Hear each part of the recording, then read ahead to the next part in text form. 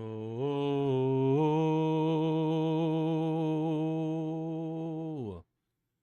yeah. What are you doing here? What do you feel right now? I know that you're caramel inside my butt.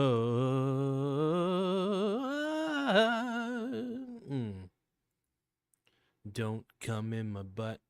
Don't come in my butt. Don't come in my butt. Please don't come in my butt. Please don't come in my butt. Oh, Donald Trump won Halloween. Yeah. Donald Trump won Halloween. I'm sorry, but you don't know what I mean. Yeah, Donald Trump won Halloween. Don't you know? Doesn't make you care.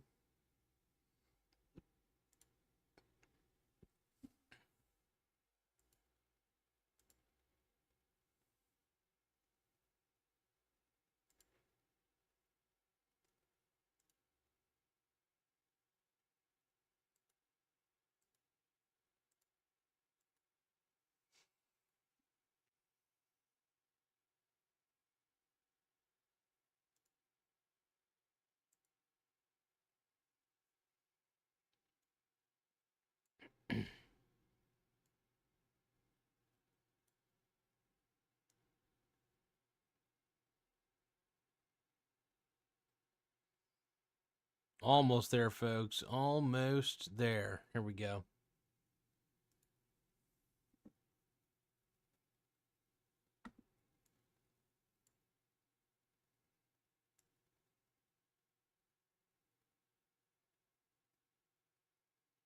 Perfect, perfect. All right, we got the live stream going. We got the chats. All right, Astro Minutes. We'll give you a shout out here real quick. My N word.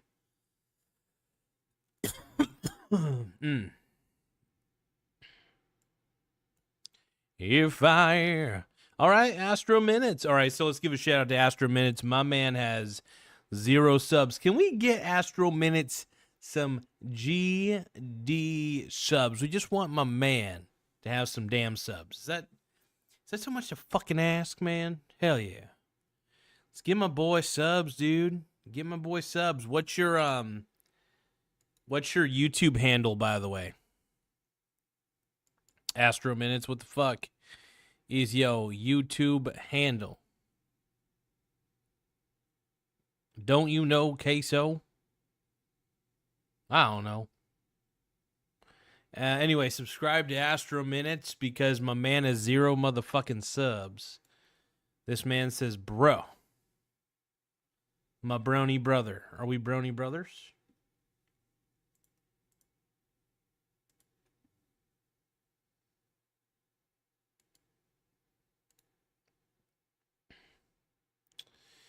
Martin says Trump or Biden.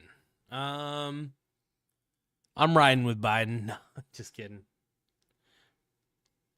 Let's see. Astro Minutes. Hell yeah. Let's put you up here real quick. By the way, I want some goddamn super chats, people. I'm getting pissed, dude. Daddy's getting pissed. Daddy's pee-pee is not as hard lately because he's not getting as many super chats. So if you want Daddy's pee-pee to be hard, then you got to give Daddy some more goddamn super chats, all right? That's all I'm saying, all I'm asking. All I need, all Daddy wants, all Daddy needs. Yeah. Yeah. Tell me, did you sail across the sun? Did you make it to the Milky Way to see the lights are faded? Trump, baby, Trump, Trump, Trump, Trump, Trump, Trump, Trump, Trump, Trump, Trump, Trump, Trump. Let's get it, dude, get it.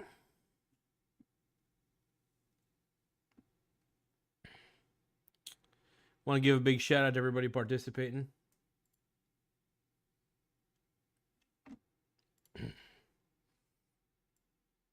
Oh my, is your PP hard? It says Astro Minutes. It sure is. I'm hard for super chats, all right? So let's talk about Donald Trump real quick. Trump won Halloween. Let's put it that way, put it right here. Put your nuts in my face. Trump won Hollow fucking Wayne. All right? He won. Kamala Harris is losing by every measure. And I think that her campaign is aware of how bad she's doing. Oh.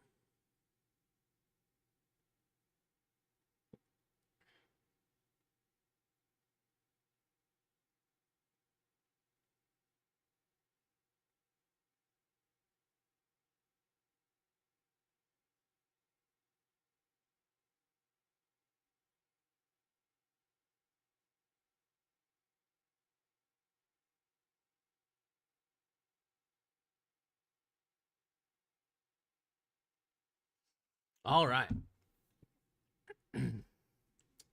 So, let's see. Hold on. S7 is saying, why is my PP hard? Well, can you answer why mine is hard? That's all I'm trying to figure out. Astro Minute says, love your vid, by the way. Thank you, brother. I appreciate you. Uzzy Austin says, hi. Thank you, buddy. I appreciate it. Astro Minute says, I will tell my family to sub to your channel. I appreciate it, man. Astro Minutes, though. Everybody, subscribe to that channel you see. Astro Minutes. Mark Velez says, good to see you, Michael. I loved last night's stream. It was so great. I appreciate it, partner. Thank you. I'm trying to put out the highest quality urine streams. I'm yawning everywhere.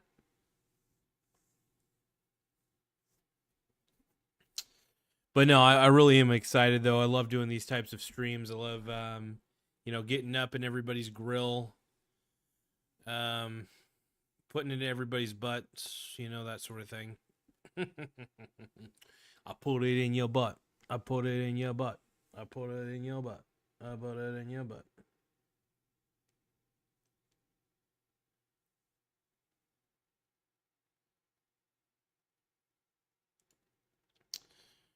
Let's see, bro, you putting on weight, I think. Gotta cool it with the pizzas, man. Astro Minute says, what you doing, by the way? Oh, man, I'm trying to be a pimp. I'm trying to be a simp. I'm trying to be a pimp. Oh, yeah. Oh. And then Scrooty McBooger says, come on, man. Bro Biden. Scrooty McBooger. But I want to say I just want to say I appreciate you guys for coming on the channel. I always appreciate it. I am looking for super chats. Don't make me beg now. If you can't give me a super chat, can you give me a subscribe, please? I just want you to know. I just don't know why. So I'm curious, you guys, how's the sound quality? How is the audio quality at this time? Do I sound okay? Do I sound real gay? I just want to know, is the sound quality good? Or is my wood not working? I just want to know, how do I sound? Is my penis round?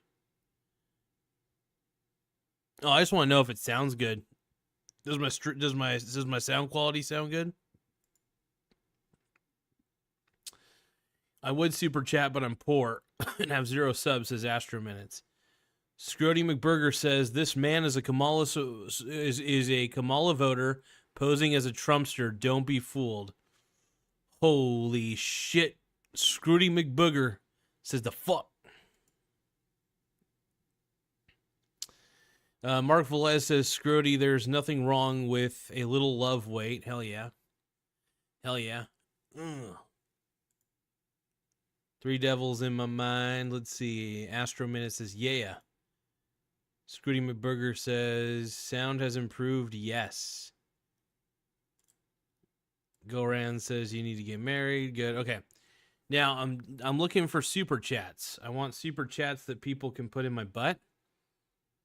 Preferably not in my butt. I'd really rather not have any super chats in my butt. But I will do what I can to get the super chats.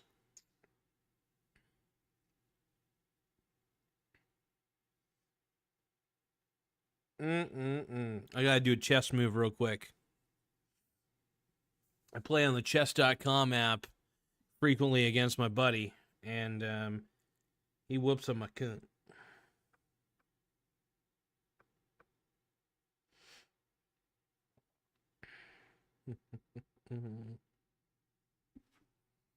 No, yeah.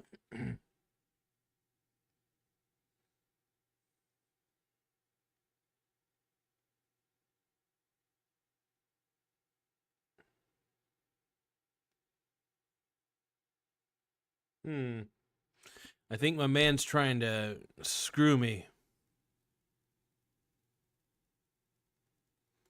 Yeah, audio levels should still be the same. In fact, I haven't adjusted them since last night. I kept the decibel levels pretty much the same at 6 decibel levels out for the output gain. See, as long as it's still sounding good, man, as long as I'm still sounding, as long as I'm not sounding too loud or anything, that's the goal, you know? Let's see.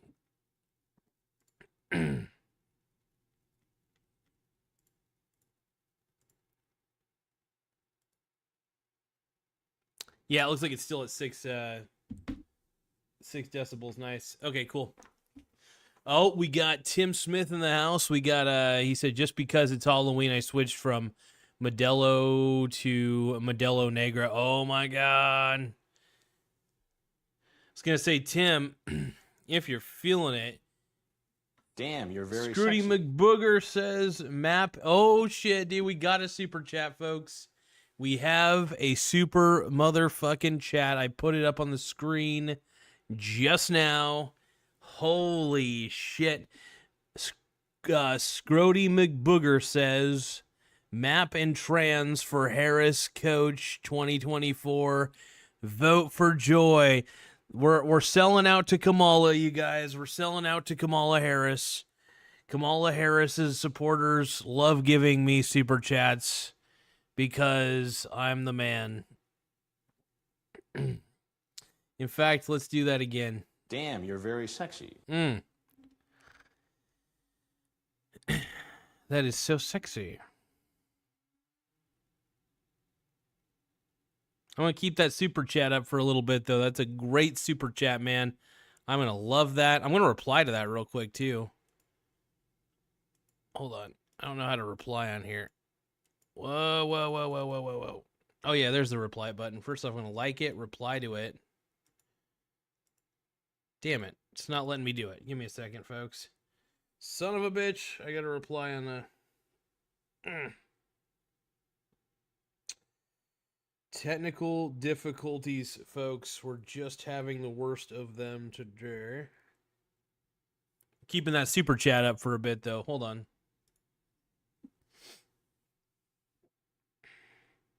That's the first super chat of the day. We got Map and Trans for Harris and Coach Walls 2024, baby. Woo! US. Coach Walls. I want walls on my balls. Give me walls on my balls. Put walls on my balls. Walls on my balls. Walls on my balls. Oh, shit. Oh, shit. Oh, shit.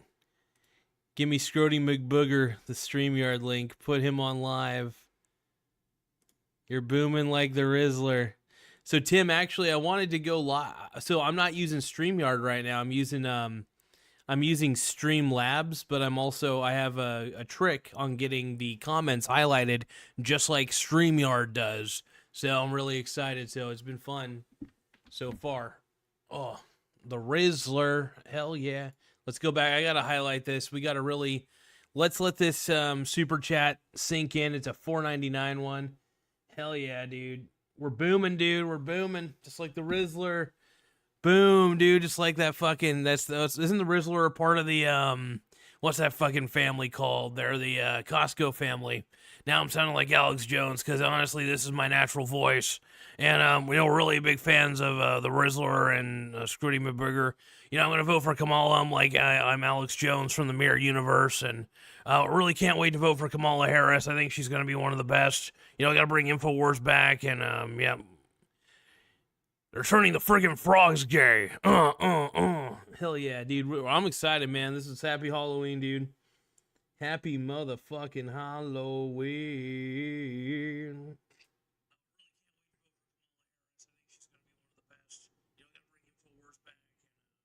Hold on. Oh, I didn't reply in time.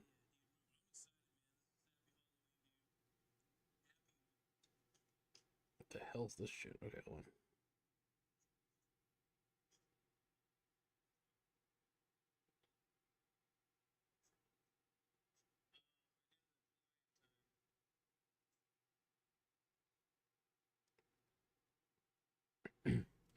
I am very happy, though, to show this super chat. By the way, Tim, I want to find a way to get you on here. So I'm going to look up a way to... I don't know how to get multiple people on this. So I'm going to try to get creative here. Let's see.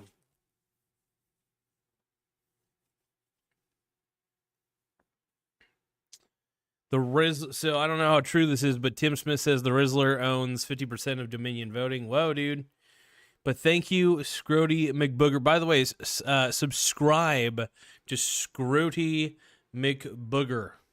I appreciate you, brother. Tim Smith says BRB. Let's see. We're gonna keep this super chat up. I'm gonna read the comments that are the non-super chat comments though real quick, but I'm gonna keep the super chat up for as a reminder that Scrooty McBooger, even though he is a Kamala fan, we love him anyway. Mark Velez says, so as long as you're being given money, you'll show messages supporting Kamala Harris support. It feels wrong, but I guess it is money though. Don't worry, at the end of the day, just because I put Kamala Harris up on the screen does not mean that I want Kamala to win. However, I do say a lot of these things sarcastically. For instance, when I read off Scroty McBooger's super chat, I was like, you know what? You were kind enough to give me money. Doesn't mean I'll endorse Kamala, but I'll read a super chat. I'll read any. You can give me $1. I'll read your super chat. I'll even take an extended look at it. So, map and transfer Harris coach walls, dude. I got walls on my balls, walls on my balls, walls on my balls. I want walls on my balls. Give me super chats if you want Kamala, or if you want walls. I got walls on my balls, walls on my balls, walls on my balls. Okay, I'm going to try to find a way to get Tim Smith on this one. So, Tim, I am using Streamlabs, which I got to admit, I'm not entirely sure if it has the same functionality as StreamYard. StreamYard has very limited hours of live support. So I've been trying to save those live ones for when we go live. I want to see if I can get you on here. Hold on.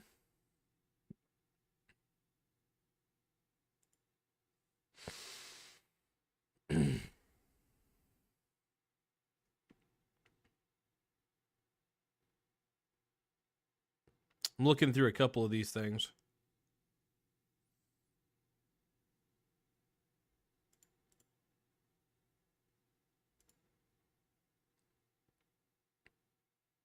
Oh, there is a collab cam. What?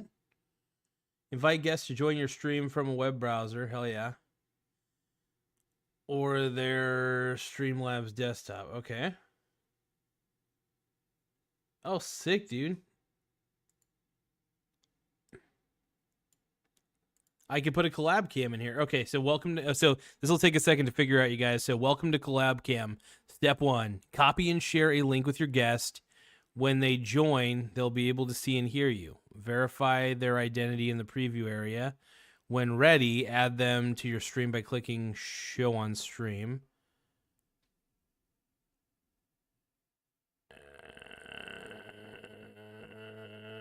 enjoy your stream. Just okay. All right.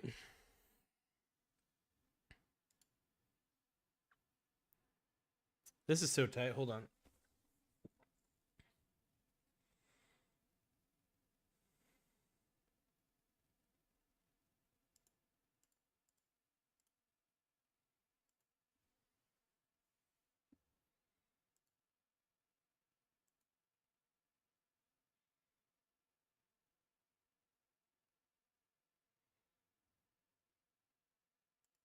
So I'm just figuring this out, by the way.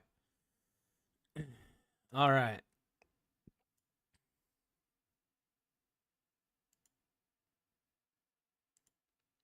Okay, Tim, I'm going to send you a link via Gmail. I'm a she-mail for Gmail. Give me that Gmail. Give me that Gmail. Yeah. No, good. Appreciate it, though. Where is Tim? Okay, so I just replied to, by the way, Tim. So if you want to join, I sent you a Streamlabs link. It's pretty tight.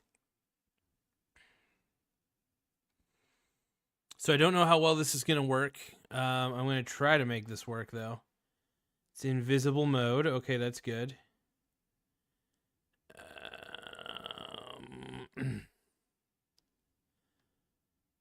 Your guest. Okay.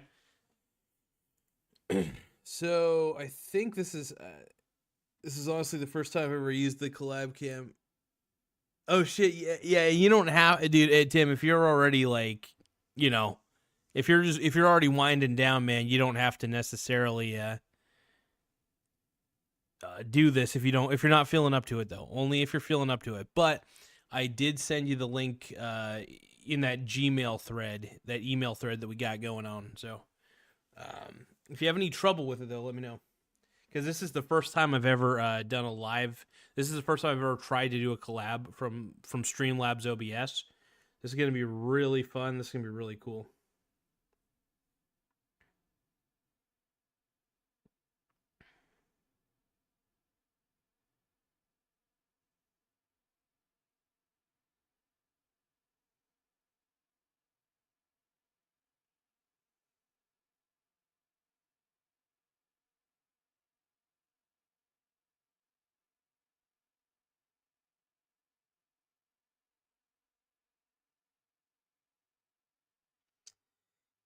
You guys, I'm an e-girl.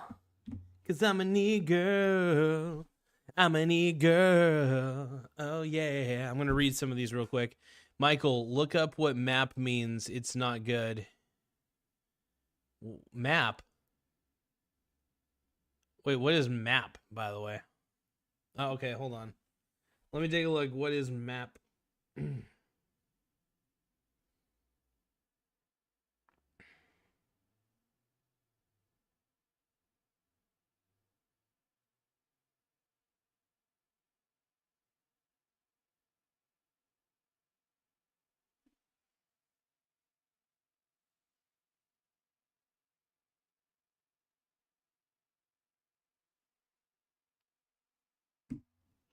All right. We're keeping Scrody on here for a little bit. We're keeping this super chat on because we want to support the people. So, hey, by the way, anybody, what the hell is map? Look up what I tried looking up map, but all I could find was the definition of what a map actually is, what a real map is. But I don't know what the acronym is in regards to the vocabulary. I call it the vocabulary. Tim Smith says, "Hang on, putting on some clothes," and then your mom says, "Oh, yeah." Astro Minute says, "I'm back. Let's get my boy Scrody." I think I okay. Whoa, hold on. Let's see if we got. Hold on, Tim. We might have you on here. Oh shit.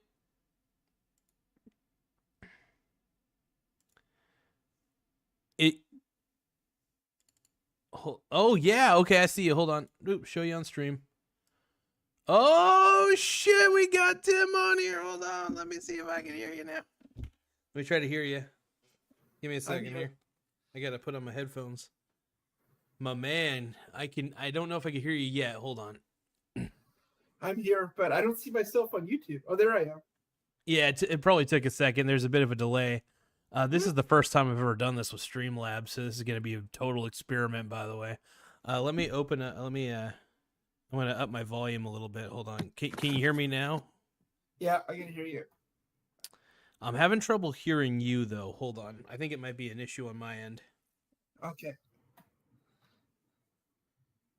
All right, let's try that again. Hello. Whoop. Test. Let me go to your settings real quick. Settings, and then Hello. This is so cool. Test. This is fucking awesome.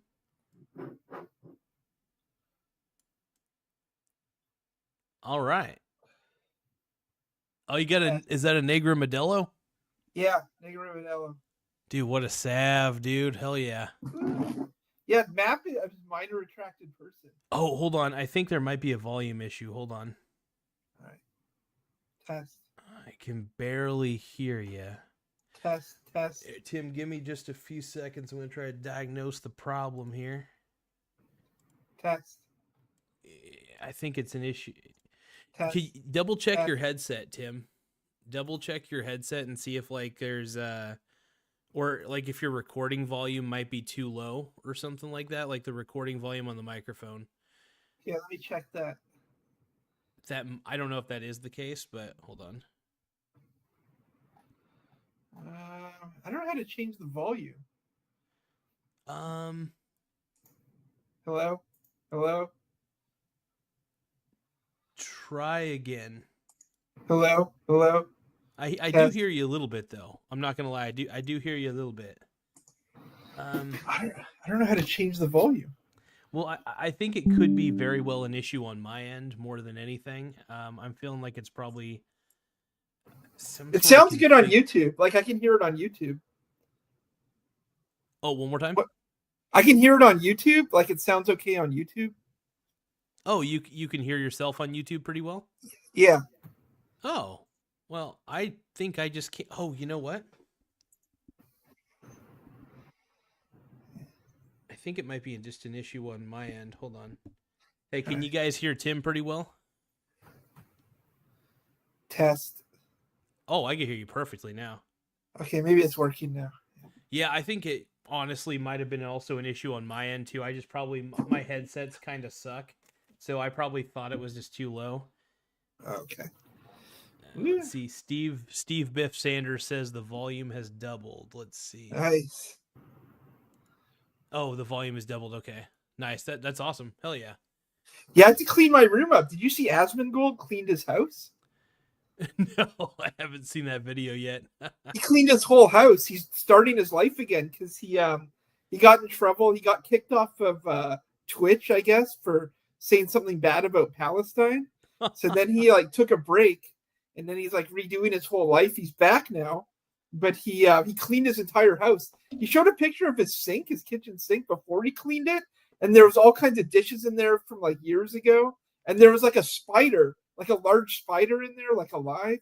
But anyway, he cleaned his whole house. He vacuumed. He found a McDonald's receipt from 2008 somewhere in his house. But what kind of pigsty is Asmongold living in, dude?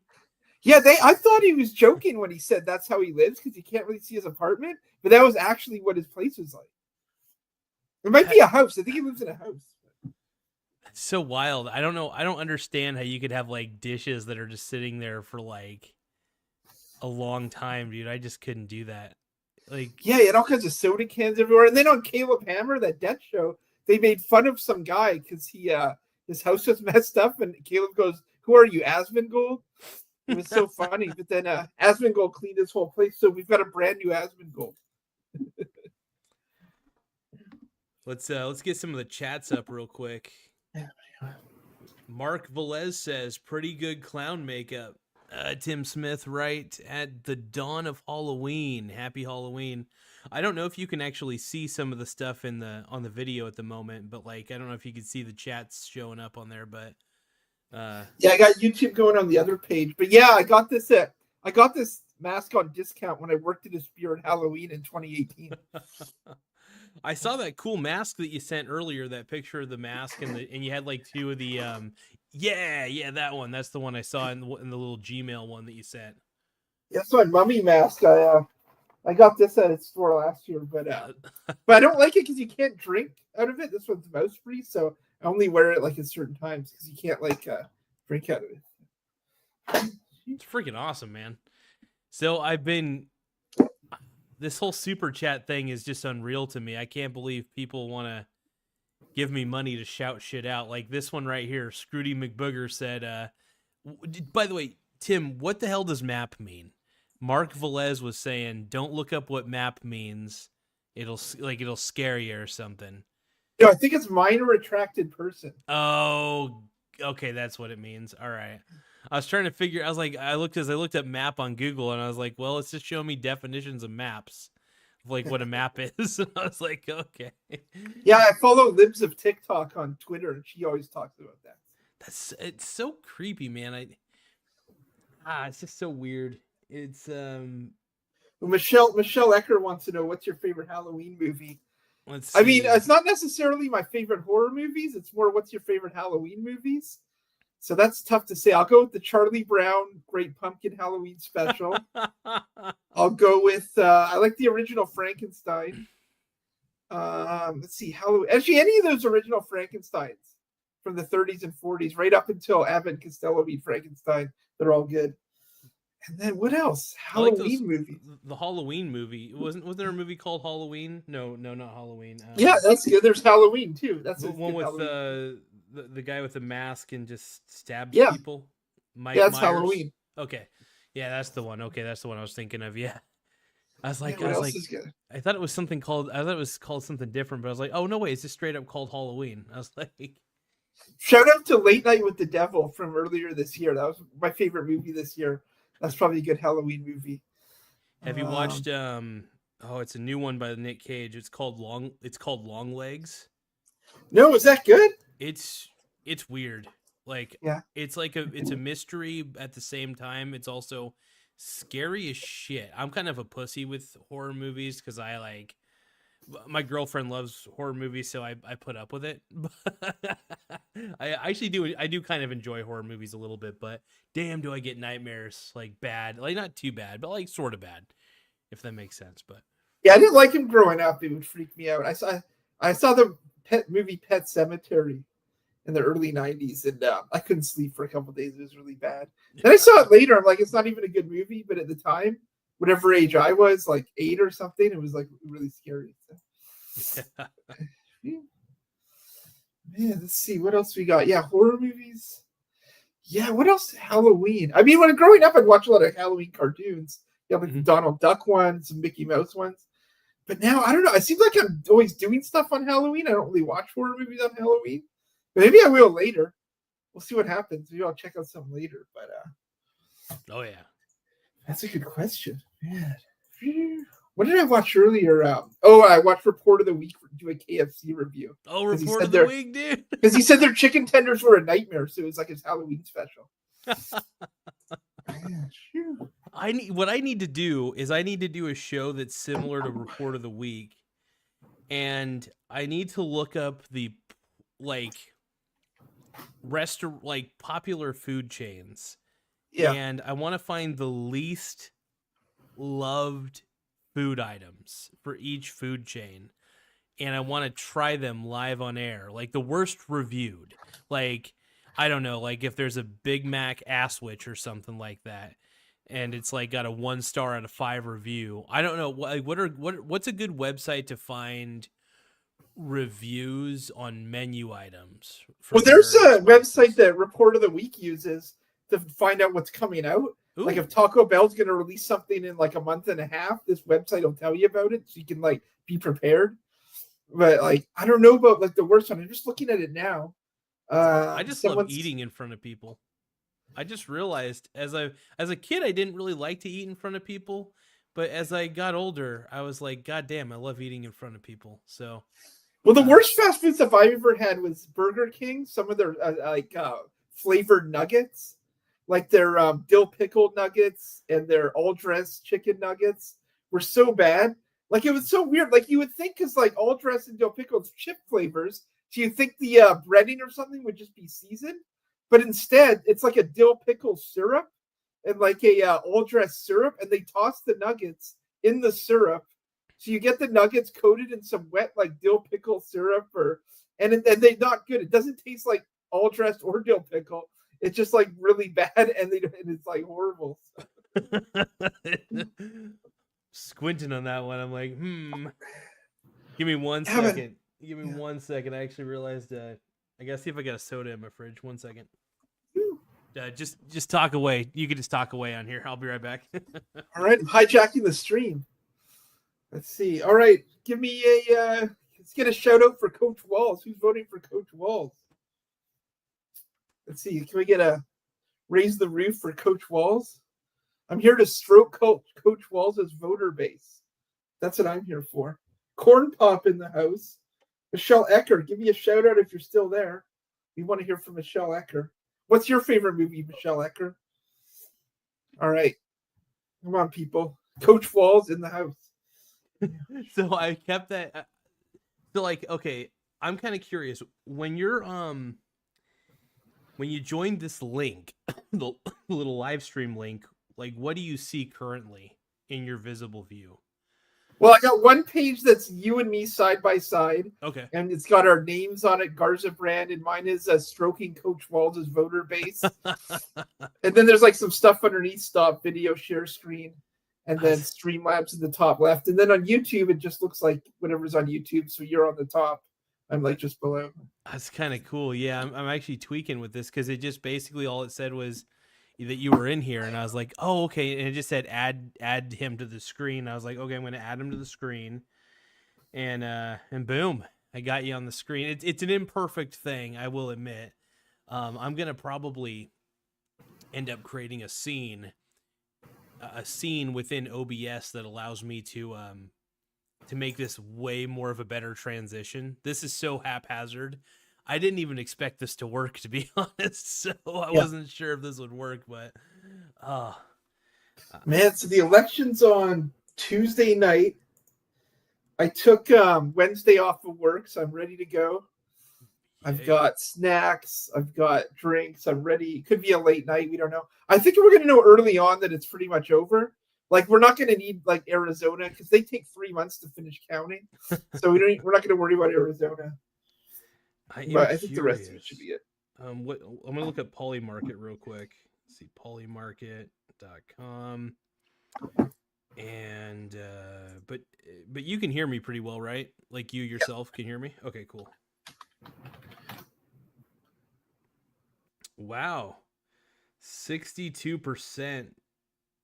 A 62.3% chance for Donald Trump. Oh, 62.7, my bad. Percent chance for Donald Trump on the poly market. 37.3% for Kamala Makes You Holla. Holy shit, man. Well, it went down a little because LeBron James endorsed Kamala. But LeBron did? Yeah, he endorsed Kamala, which was expected. I assumed he already endorsed her. And then also there's Tony Hinchcliffe's garbage remark, but then Trump's bouncing back with his garbage truck ththing. And now everyone's dressing as like garbage people for Halloween.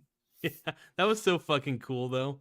Just seeing him like it's funny. He used what Biden said and just totally ran with it, dude. I loved it. He's like, "Oh, we're trash, huh?" Oh man, we're here to pick up the trash, not a. But maybe it's worth putting a bet on Kamala in this thing just in case. Like you could probably really clean up if she's only at 37.4. Yeah, hedge your bets a little bit. That's not a bad idea. So if you bet 1,000, you can win like 2,600. Yeah. I thought about it. I was like, I might, because like the thing is, I bet against Bitcoin, and because if Trump wins, then Bitcoin's going to go up like crazy.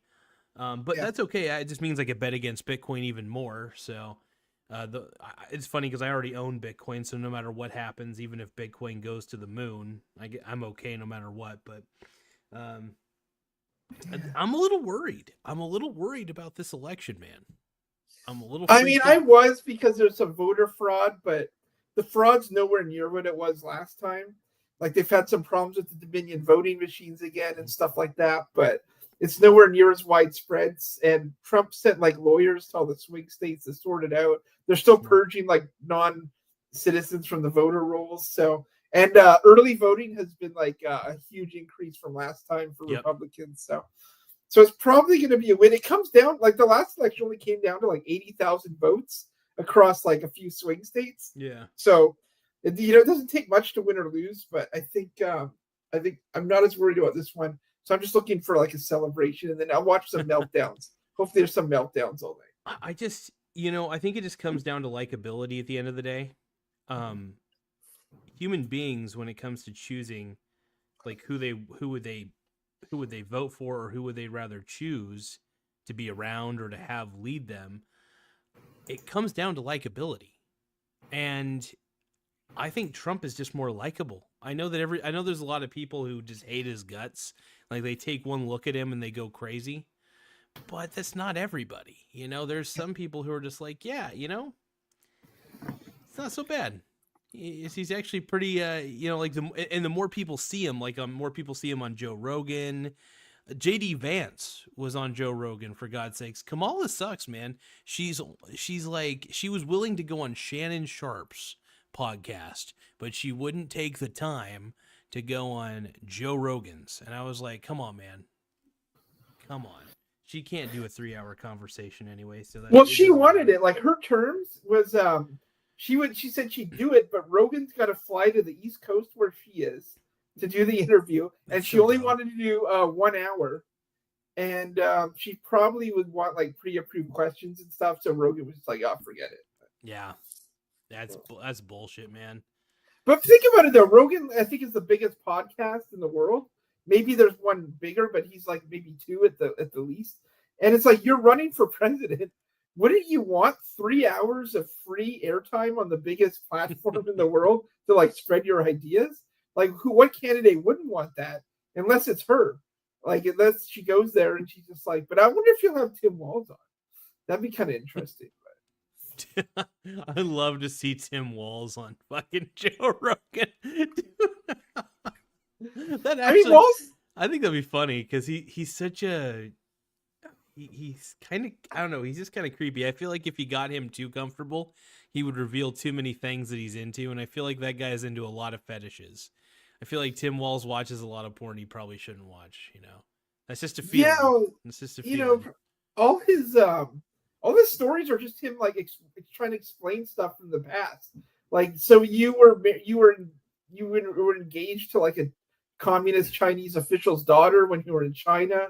So you went there 37 times. So, and then he says like, oh, we don't have like 9-month abortion in Minnesota. Then they do, and he's got to explain it. But all this stuff is just like explaining stuff away that he lied about. And then someone comes up to him and says, well, what about this? And he's like, well, and then he gives like a Kamala word salad. Like, how do you have a 3-hour interview with that? Yeah. Oh man, that's a rough one. Like, he's just, I don't know. There's just something about him that just seems. It's kind of crazy though. If I were to choose, like, I'll tell you this: if the only choice was Harris or Walz for president, like Walz was running for president and Harris was running for president, and those were my only 2 options, I would have to go with Walz. Like, if you had to like choose, and no other choice, like, I don't know, I couldn't. There's not a lot of situations I could think of wanting to choose Harris.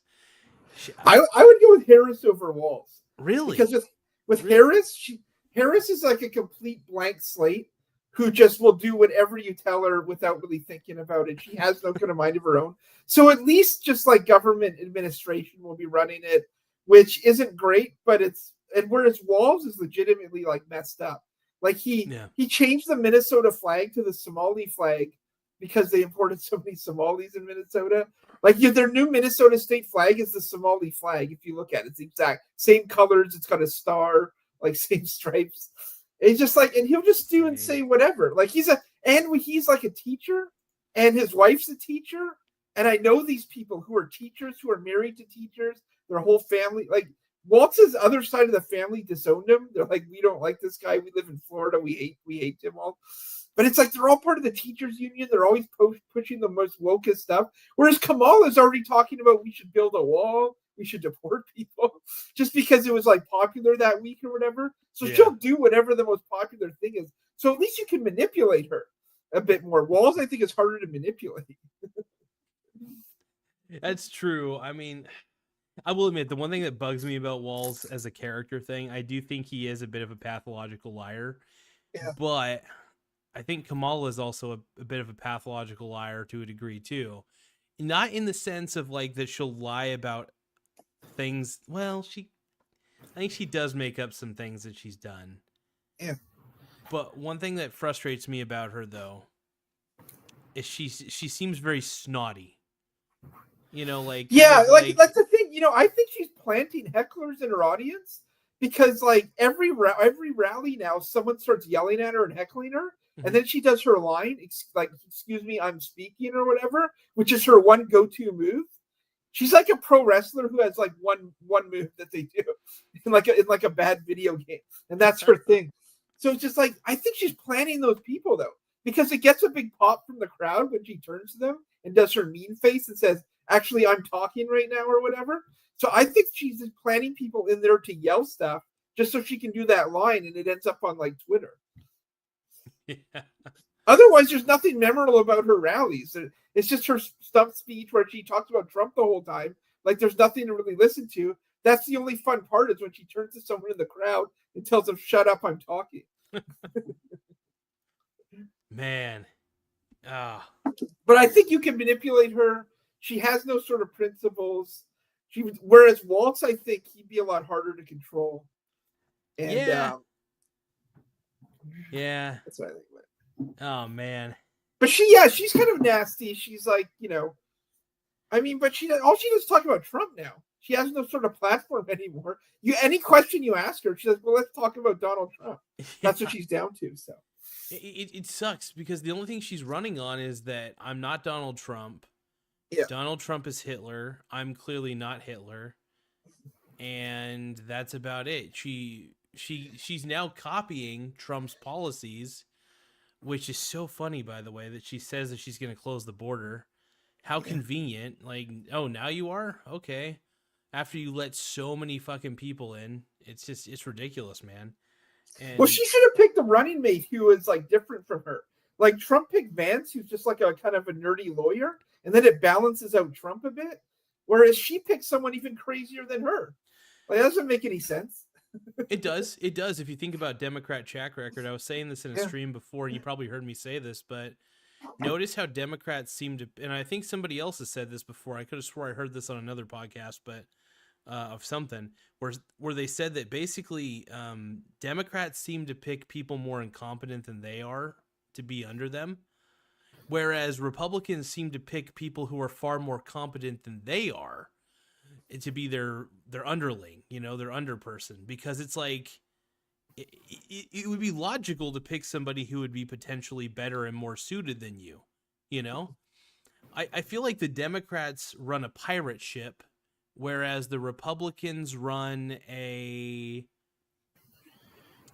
don't know, like it's definitely not a pirate ship. I can't think of a good analogy for it, but you know how on a pirate ship, if the captain shows any weakness, the leader has to basically take over and start a mutiny or whatever.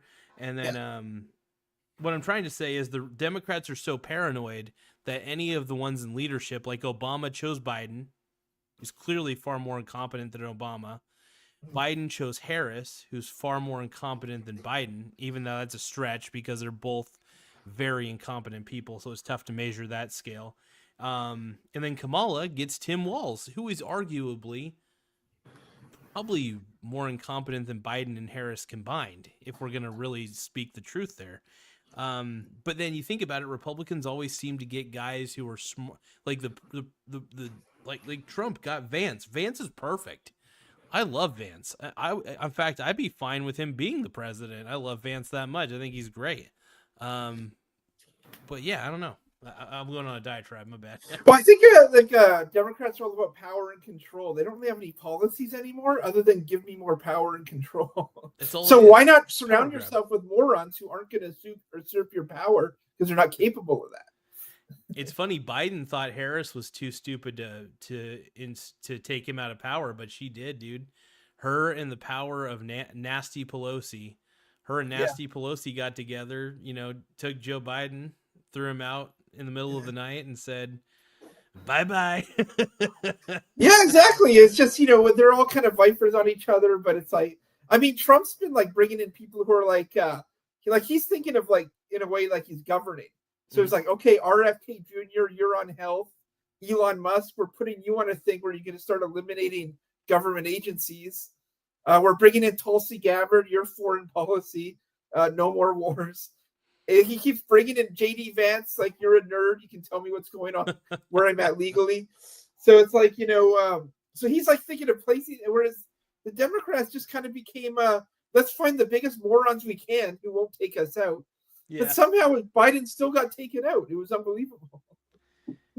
It's wild. I mean, I don't think Biden knows where he's at half the time. Well, so. Biden's polling like ahead of Kamala. Like if he was running right now, he'd have a better chance than Kamala of beating Trump. That's wild. I don't know about that, man. I don't know about that because like, well, he had one bad debate. The public would have forgot about it in a week and moved on probably. Like he still might not have won, but he would have had a better chance than Trump. Whereas Kamala, the more she talks, the lower, like the less chance she has. That's funny, man. It's funny. But yeah, whatever. She's at this point, she's not trying to win. She's just obsessed with Trump, and she's trying to get some out of it, like on the way out, like a book deal or a Netflix reality show. You think she's intentionally trying to lose them? She's trying to. What's that term they use in boxing? When they're trying to lose on purpose. Yeah, like throw the fight or she's trying to throw the president. She's trying to throw. No, I don't think she's trying to throw it, but she knows she can't win. So now you're just thinking about what happens next. So now she's trying to position herself for, like I said, a book deal or a reality show or like a talk show or like something she can do. Because she has no kids. She doesn't really have anything going on. Yeah. So it's like, but she's not too old yet where she has to like just retire like a seniors community or something. Mm-hmm. So she's like, I want to know what's next. Like maybe I'll get a spot on The View. Maybe I'll get this. Maybe I'll get that. So she'll get something. I think she realizes that if she, I think honestly, so she might be playing a good end game. So I think she's aware that she's going to lose. I think the Democrat internal polling shows just how badly she's doing. And I think she's just preparing to lose at this point. And like you said, I think she's just kind of looking forward to the fact that she's probably going to get a book deal.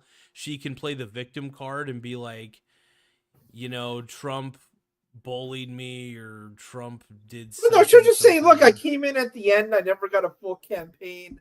I had to run on Joe Biden's record, not mine. And she'll just say like a million different things. Like these people, because she's a lawyer too. All these lawyers can just explain away anything. You can never corner them. There's no gotcha moment. Like there's no moment where you beat them. They just, they weasel their way out of everything. So you just got to kind of contain them until they're gone kind of thing. So that's what it is. She's setting up for the next thing. And I mean, she's probably rich by now. She can retire. She's got like a rich husband probably. So, but I don't know. She might get divorced. Like in the middle of the campaign, this Doug guy, we find out he was like slapping women in Paris or something. Oh, yeah. So she's got a reason to get divorced and maybe take half of his money. Like she's got a lot of exit plans on the way out. Oh man, dude. And then Kamala's record with Diddy, dude, hanging out with the Didster, from what we've been able to see.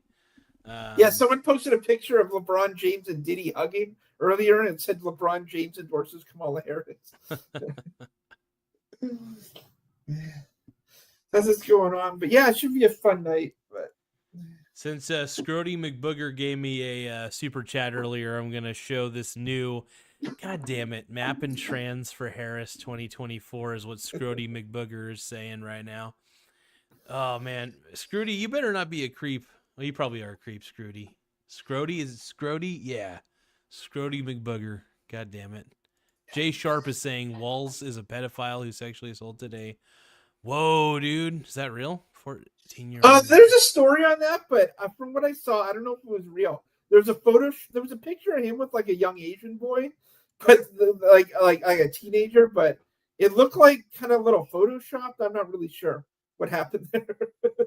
That's so weird, dude. Like, Yeah, it was on Twitter. I don't really know.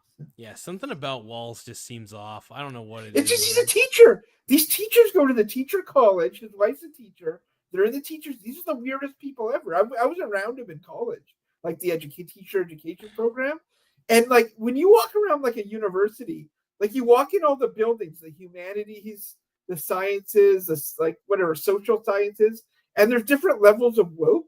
But when you go into the teachers education building, it's like 100 times more woke than every other building, than like the whole thing. And that's who these people are, you know. I don't understand how we went Minnesota. Remember they had Jesse Ventura as governor? I don't know what happened in Minnesota. They imported all these Somalis, and I don't know. It's a really strange place now. Yeah, well, Minnesota is it's so crazy that Minnesota is so woke that even back in the day they still voted for Mondale. Reagan versus Mondale, still one of my favorite presidential blowouts of all time, because it was like Reagan kicked some ass, dude.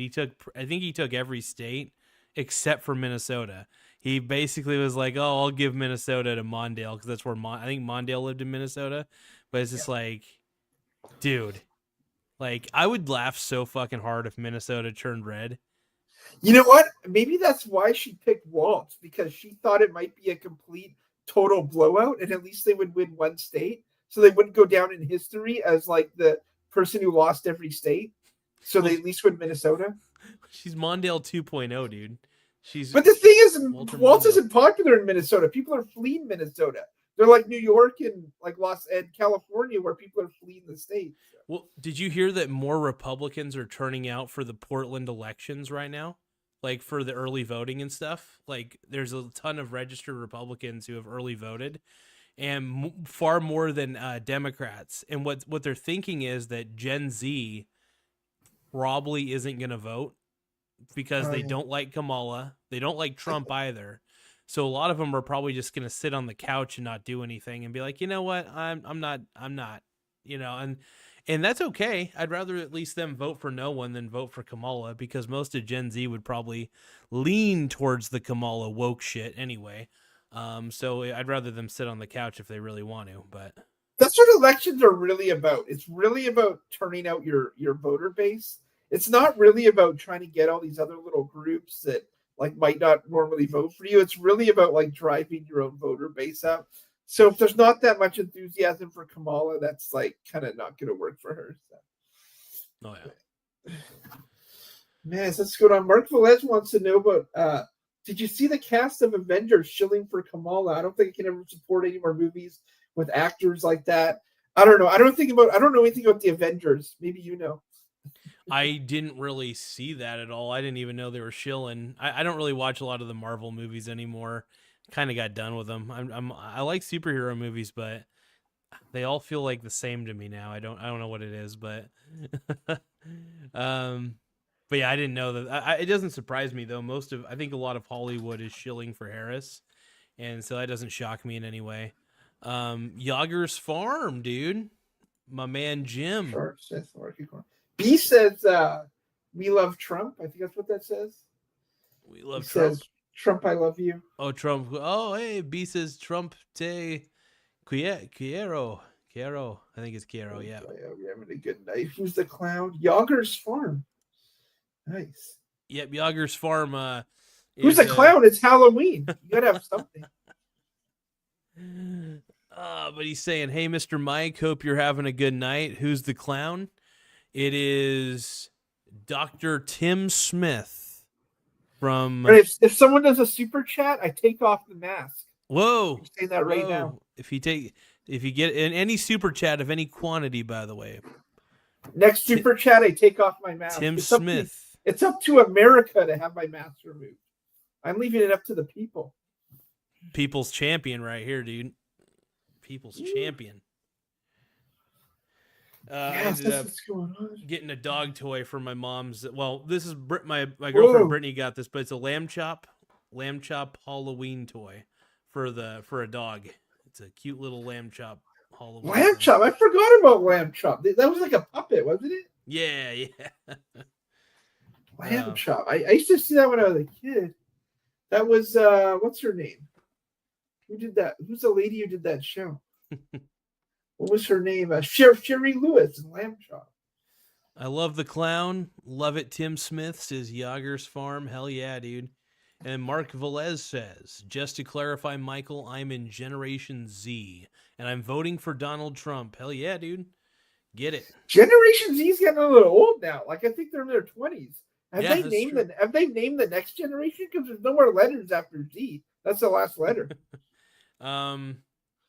Generation. Do they start over at A? Alpha. Generation Alpha.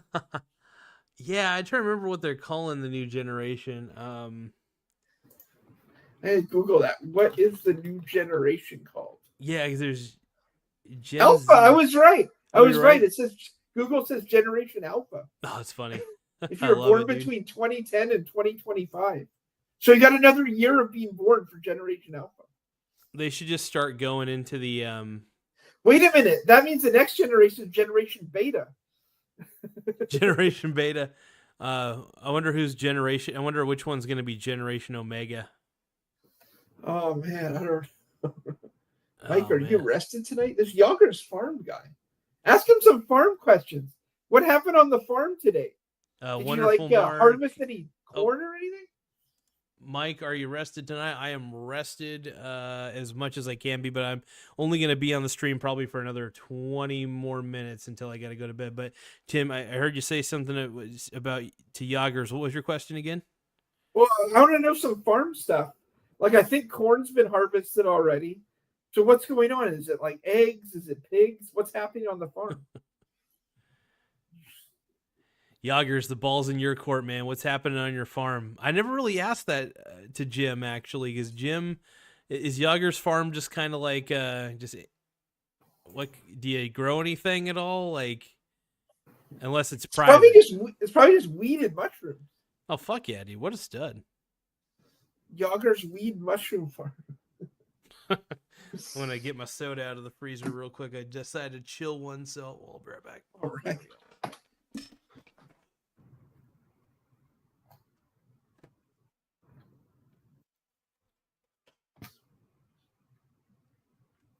All right.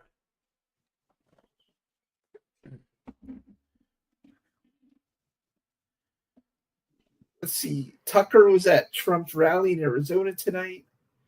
Did you hear Tucker's story about how he got attacked by a demon? So Tucker got attacked by what again?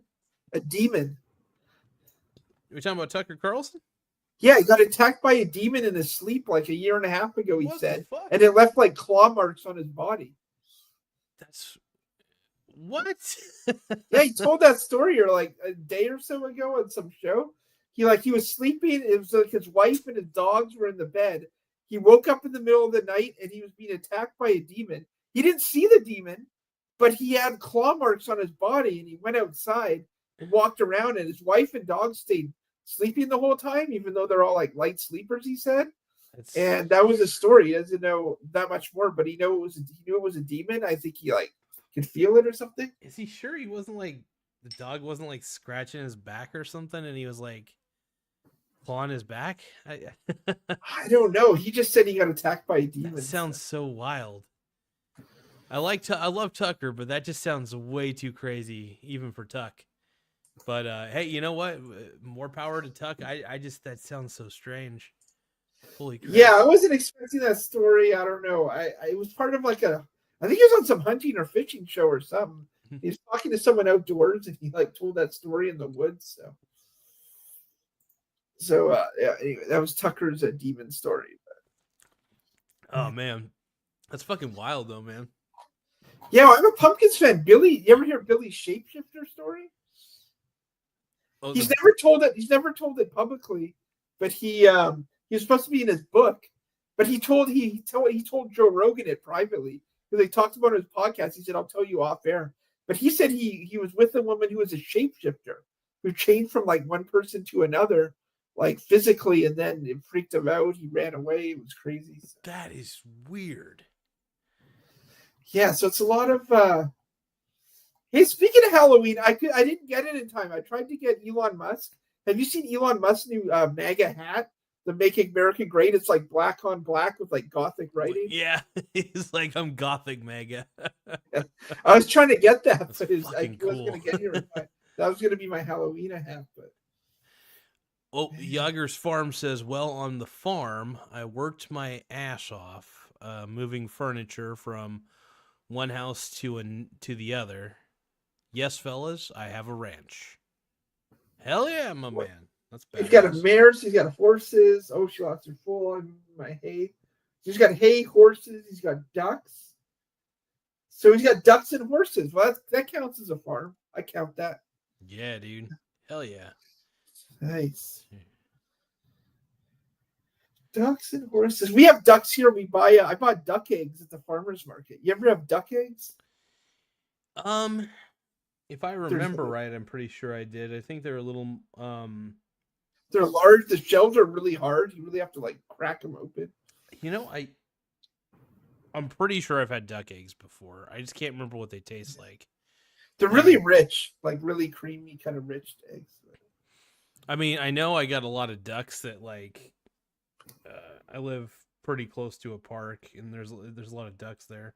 Maybe I should start Maybe I should start going there at night and stealing the duck eggs. Just that sounds terrible, but I remember these. Oh, go ahead. I remember these kids on my high school. They would go raiding, which was like they would in the middle of the night they'd raid people's gardens and like steal vegetables. Oh, damn. That's actually kind Which of. I never did, but they steal cucumbers and stuff. It was so funny. Well, I mean, it's a good way to get some free healthy food.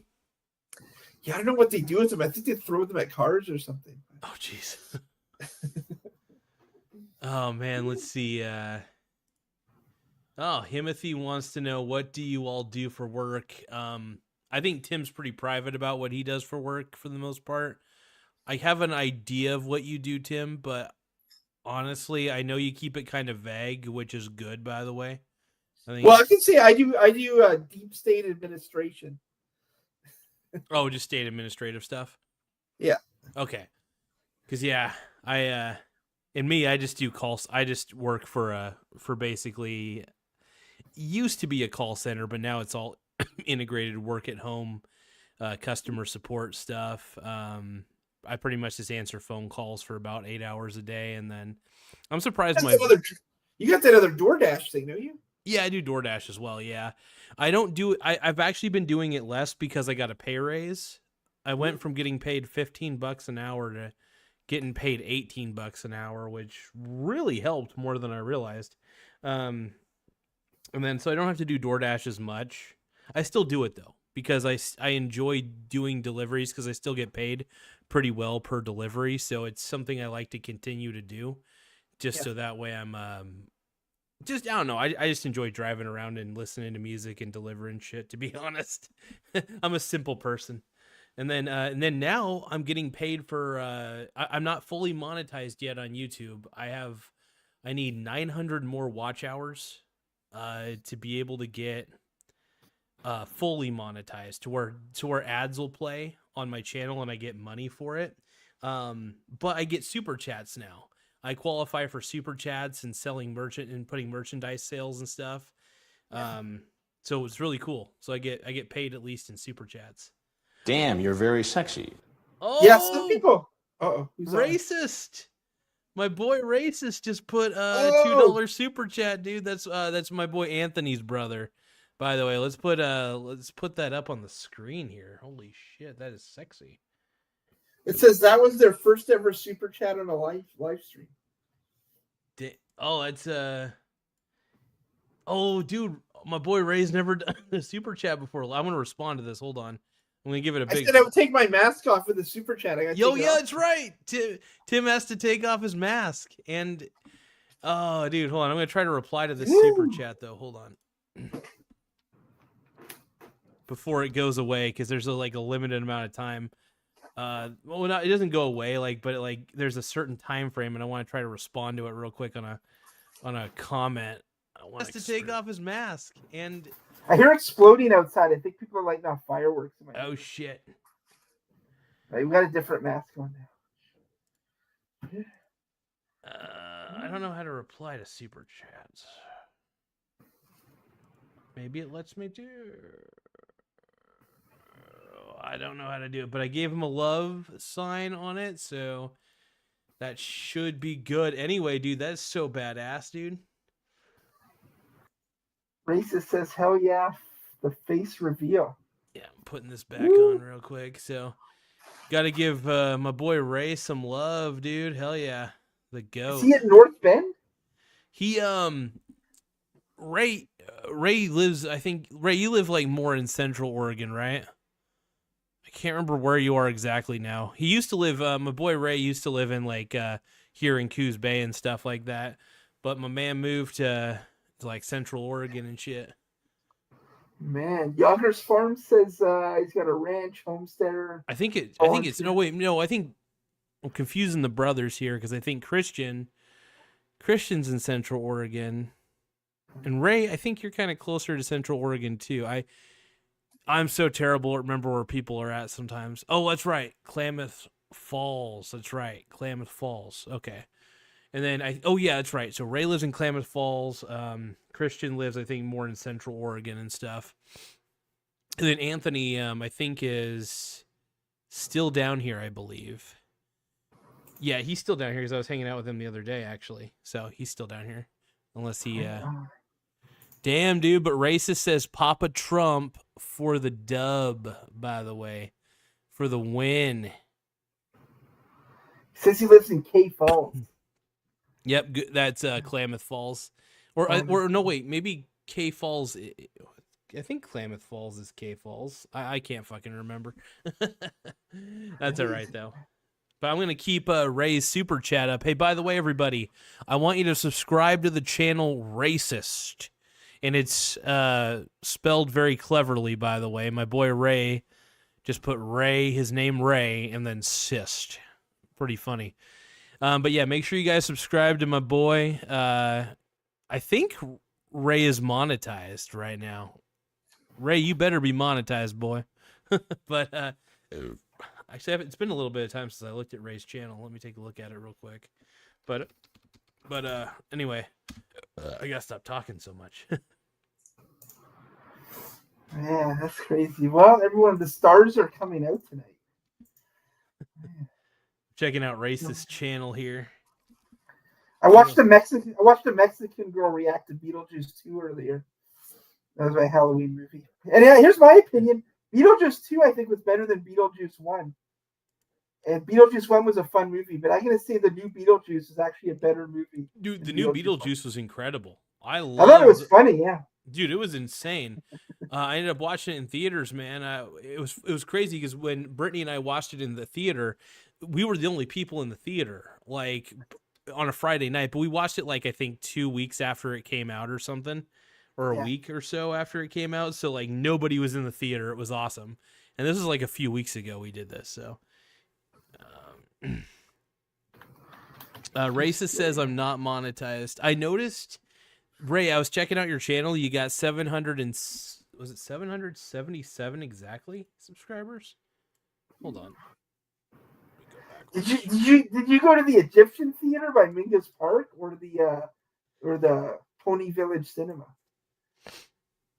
Oh, Pony Village Cinema. The Egyptian Theater, I don't know what you would consider the Egyptian Theater at this point. It's basically, I can't remember who owns it exactly. Somebody does. I know that Ray would probably know because Ray, I know your dad Dave opens up the Egyptian Theater every now and then and stuff, and does some cool stuff with the organ and all that. They got a really cool organ in there. It's unbelievable. Crazy. She went to Pony Village. I'm just looking at some pictures of it right now. Actually, looks pretty nice. But Ray, man, you're almost at 1,000 subscribers, though. I mean, you're almost there, man. I got to start promoting your channel more often because YouTube is so much better than TikTok. I know that you're really. I know you and Ants are really like Ants is unbelievable on TikTok. He's got like 6,000 followers and shit.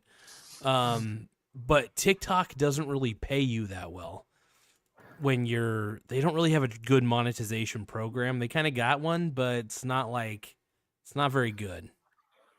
And I want to see you and Anthony get big on YouTube, dude, because I think you guys could kill it on the short videos. Because you guys make probably the best, most entertaining short videos I've ever fucking watched a lot of the time. So we got to get Ray monetized. So, hey, you guys, make sure you guys subscribe to Racist. You can see him on the board up here. At least I think you can. I'm trying to see how easy it is to see that on this. But Tim, if you got anything you want to add, I'm sorry, I'm just talking like nonstop. I gotta stop talking so much. Yeah, I'm looking at a list of the worst fast food items that maybe you can review. Oh, here's a good one I forgot about: the Burger King fiery mozzarella fries. Actually, I would say any of the Burger King chicken fries I don't like. They're dry on the outside, and the inside is like a weird tofu texture. Like it doesn't even taste like chicken. Ooh, the Chick-fil-A kale crunch side is a disaster, apparently. Let's see. Dairy Queen pretzel sticks. Dave's Hot Chicken's mac and cheese. Actually, I'm going to adjust this a little bit here. What else is bad? The Jack in the Box chicken and tater melt. Jack in the Box tater melt? The McDonald's sausage burritos on there, which surprises me. Popeye's coleslaw? What's wrong with Popeye's coleslaw? I don't know. I don't have a problem with Popeye's coleslaw. It's a little strange. Like it's kind of sweet, but I don't know. I didn't mind it. I'll say that shouldn't be on the list.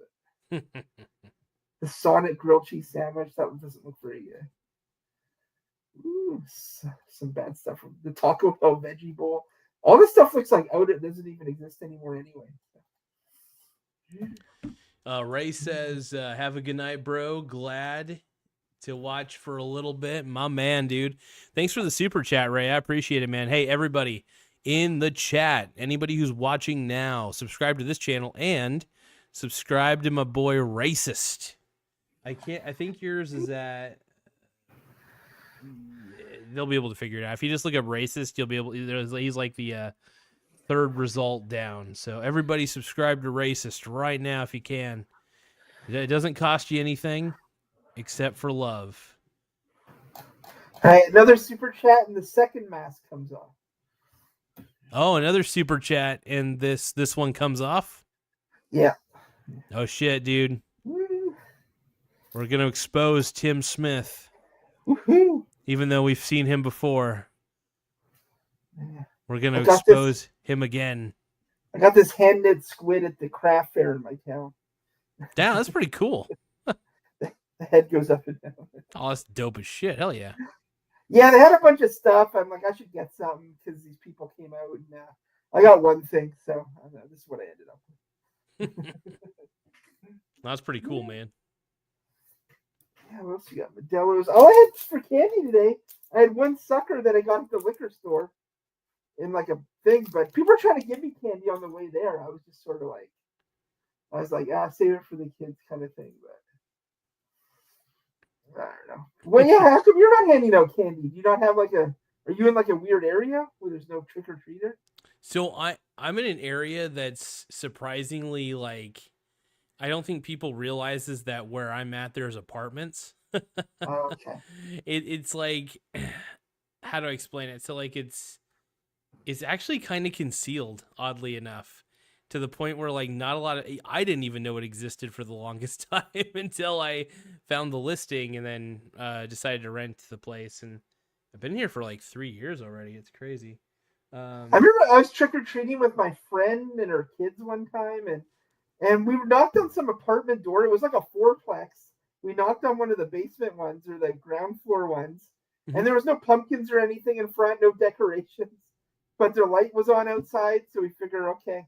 So we knock on it. Some guy opens the door, and they've got like tables in there with like beakers and Bunsen burners, and they're cooking up some kind of drugs or something. Oh, that's a meth And lab. and the guy had no idea it was Halloween. He didn't know what was going on. He thought we were the cops or something. He's Oh like, "What do my you guys God. want?" Yeah, what do you guys want? He's like, the kid's like, "Trick or treat."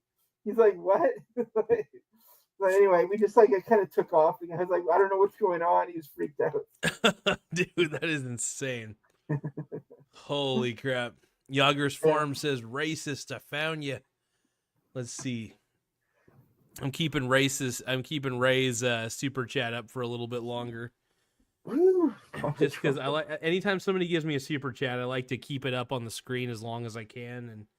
And really, I just appreciate people they're willing to throw me money, man. I'll put it in my G string, dude. I'll put it in my virtual G string, just like a really slutty stripper, you know. And I gotta do what I gotta do, man. Well, some people like Copper Cam. That's why he does a stream, like every once in a while. It was just for the super chats. That's where he makes like all bunch Dude, of money. I love. Oh man, Copper Cab is the greatest. I don't understand why number one simp didn't take off more. Like I think it only has 40,000 views or something. Oh man, it's one of those things that like it depends on how much he markets it. He has to market it right and stuff, and marketing costs money. You just gotta use the right keywords and then use the right hashtags, and you'll be good. Yeah. I mean, honestly, dude, my channel has blown up in a way I didn't expect. I'm almost at 4,000 subscribers, for fuck's sakes, man. This is crazy. And I didn't expect to get monetized either. That threw me off.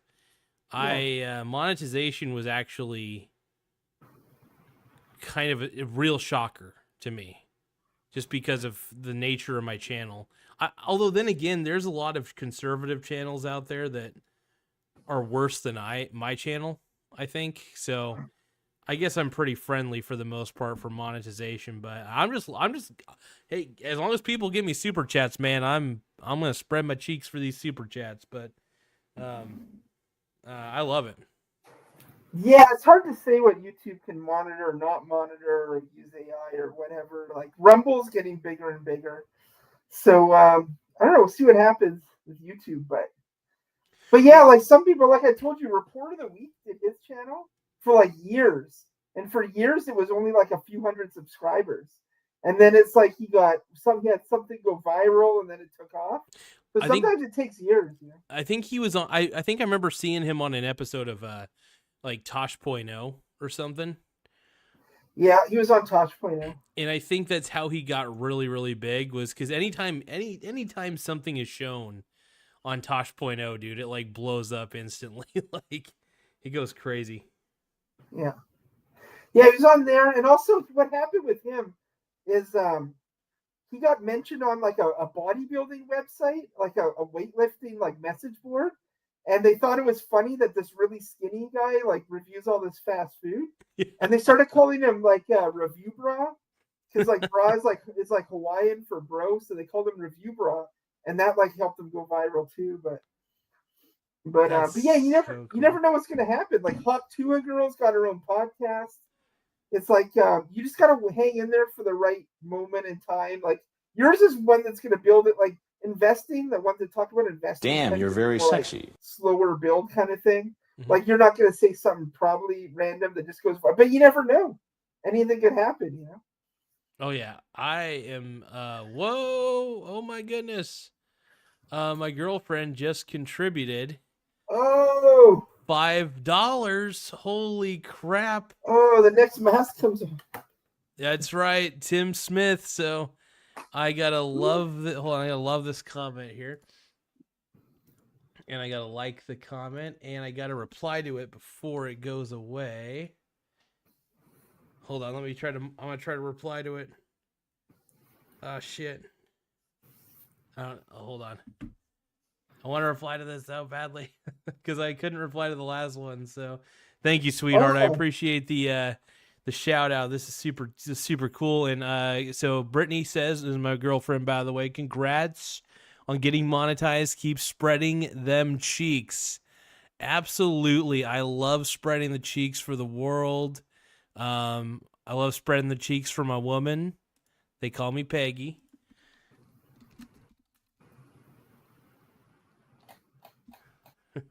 Hold on, I gotta. Yeah, there we go. All right. Okay, cool. I was able to reply to the super chat here. Nice. There we go. I just. There we go. Woo! Yoggers Farm says, "Your girlfriend seriously awesome." I think, yeah. I mean, I do give off like I'm gay vibes or whatever, but but no. You gotta keep track of these super chats because don't you gotta pay taxes on them? Oh yeah, no, it's all good. I use TurboTax Premium, so all you have to do is just take your any 1099 or W-9 forms you get and just put them in there, and then it automatically figures out how much you owe. And then I also put in my tax deductions for like business miles and stuff. So I also get write-offs. In what's it called? There's an app I use called Everlance. So wherever I go, if I'm making any videos, if I do any live streams anywhere, somewhere out there, I write that off as a tax write-off for content creation because it's technically for my YouTube channel in the pursuit of making money. So it's funny because I'm gonna get a fat tax deduction this year, man. A fat tax deduction because I've been really tracking the hell out of my miles using the Everlance app. It's been pretty cool. Well, does your girlfriend invest at all? Yeah, she invests. In fact, I was the one who really got her into it. I've been trying to tell her, and she's really good about this. I've been telling her to treat investing like like buying real estate, and she's really good at Monopoly too. So I said also another thing I've tried to tell her, and I think she's really sticking this in her mind, which is good. It's basically like buying up all the property on the Monopoly board, right? So the more property you buy up, the better. So you have to kind of think of it like collecting property when you're collecting different stocks. That's the way I look at it. At least everybody looks at it differently. I'm a very long-term investor, and I want to get paid to hold all my investments. So that's why I'm very dividend focused.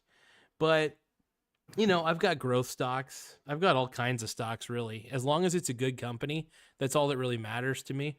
But I'm really proud of her really sticking with her own investing philosophy. I could tell that she has a buy and hold philosophy overall, but I do know that she's really smart about what she does. So I'm proud of her. I'm proud of her for at least putting money in when she can, and hopefully, sweetie, just a quick shout out, Brittany. Hopefully, you're automatically depositing money because it's a lot easier to just have it automatically done to deposit money into the brokerage account, so that way you don't have to think about it or you don't have to remember to deposit the money. It just doesn't. So I've had a few girls freak out on me and ghost me when I brought up investing. They're terrified of it. Oh, now, really? in every case though, they had some sort of issue. Like one was like an alcoholic who was very open that they were an alcoholic. Another was like some girl I went out with recently, like a couple times, and I just brought it up and told her what I do, and like, hey, I could show you how to do it. Probably take like 20 minutes or something. And she got freaked out, and I think she does a lot of like weed and mushrooms or something. And people are into that stuff get angry, like they think you're going to take all their weed and mushroom money and like give it to the bank or something. They don't really understand it. I'm like, I'm trying to explain to you, you'll get more money if you do this. But I wasn't really pushing it on them. I just mentioned it a couple times, and they freaked out. You just mentioned something crucial. You said weed and mushroom money. Yeah. The fact that they have weed and mushroom money, I don't know. I think weed and mushrooms is like the worst combination ever in the world. Look, I'm no doctor, but I don't know. Weed and mushrooms just sounds like a bad combination. And the fact that they don't want to use the fact that they can't give up one or the other. Damn, you're very. Yeah, and she spends too much money at the craft store. Like she'd buy a lot of stuff and do crafts and like, so, I was just trying to explain to her, you can just invest $100 a month and this is how much you'll have if you're 60 kind of thing. But anyway, I just brought it up. I wasn't telling her she had to do that. I'm like, we're not going to the bank. We're not going to move your money around. I'm just telling you what I do. But still, like people freak out. They get scared because they don't think they're that kind of person. They're like, I'm Yeah. not really a money person. I'm not an investing person. So we can't date kind of thing. Yeah. I'm like, I'm not asking you to do anything. I'm just telling you what I'm doing. Oh, here, hold on, real quick. So Brittany says, I'm not positive about YouTube, but most side income you have to make a minimum of $600 within the year before you have to claim it on taxes. So actually, if I make under, by the end of the year, if I make under $600 on YouTube money, then I don't have to claim it as taxes. So I still want to make a ton of money though, but But you got another super chat, $5. Oh yes, let's let me show Yager's super chat here real quick. Yager's Farm, baby. Woo! Thank you for the super chat, my man. I appreciate it. But to Brittany's point, for what Brittany does, I'm actually glad Brittany never ran away from me for being so into investing as I am. I'm lucky. And I don't really know what my approach was when I first started telling her how obsessed I was with it. I think it's just kind of something that came up, I guess. Yeah. I can't remember, but hey, I will say this though. Don't give up, because you want to scare them away early is the thing, Tim, because if she's going to be that freaked out by you liking investing and thinking it's a good thing, then it's probably good that this random girl, ran away from you on that one, in my opinion. Yeah, she had some issues. It just makes it easier. Oh, sorry. Go ahead, man. Yeah, she had some issues, and it's just like, I don't know. I just brought it up. It was like, I'm not even the best example of someone who's obsessed. Like this year, I spent a bunch of money. I didn't invest that much. I'm going to be doing different next year. But anyway, the point is just like what it is people like, I was probably the same way before I got involved. I thought to myself, I'm not an investing person. I don't really understand it, but it sounds like it's not something I would do. It's not for me, So I think when someone new comes along and they're not into it, it's just like they're freaked out. Like, what is this? I'm going to lose all my money. I don't know what's going on. Yeah. For me, yeah, I get that. I don't even know what really got me into investing. I always had like a passive interest in it, I guess you could say, and then I really started investing. I think I started. Well, your early videos are still on your channel, and it's you kind of talking about like marijuana penny stocks. Yeah, that you were buying. And I didn't put a lot of money into those, I will admit, but I was like, this is something to add to the portfolio if you think that weed's gonna maybe blossom up a little bit.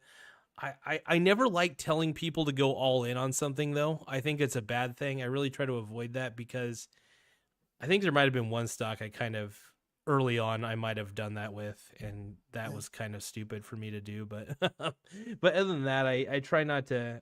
I just try to say it's good to add things to your portfolio, but just don't go all in on one thing. It's good. Get exposed to it a little bit by buying a few shares if you really believe in the company, but definitely remain diversified, because diversification is honestly your greatest protection to any ignorance that you may have. Because honestly, we're all ignorant to the future. We really don't know what the future brings, what the future holds. So it's that's why we can't just be all in on one thing. I love Coca-Cola stock. I admit that. If I had it my way, I'd probably half of my portfolio would be Coca-Cola stock. That's how much I love the company. But at the same time, I don't know what would ever happen to the company. Maybe the company will get mismanaged. Maybe it'll go to the ground. The way I look at it, it's just just spread out your risk. Spread out your risk by being exposed to everything. It's like, think of Monopoly. Would you rather own just one property on the Monopoly board, or would you like to try to own at least a piece of all the properties on the Monopoly board? I think it's good to own a piece of all the properties on the Monopoly board rather than just fully own one of the properties on the Monopoly board, if that makes sense. But yeah, it'd be interesting if there was an option in Monopoly to buy an ETF. Where you get a bunch of properties at once. You get fractional properties. You get actually, that would be funny if there was a timeshare Monopoly game, Monopoly timeshares. I think I might have just struck gold with that, by the way, because everybody hates timeshares and thinks timeshares are, by the way, a piece of shit concept when it comes to property, or at least there's no laws that really govern it, so there's a lot of fraud that goes into it. Timeshare could be a good thing, but it can most of the time it's a shitty thing. But there's I used to timeshare play Monopoly. I used to play in a Monopoly online, and sometimes like if it's like a lot of people, you're playing against like 7 other people, and you land on Boardwalk and you buy it, you might go for that. But even if not, like you might spend the money, go for Boardwalk, start putting houses on it.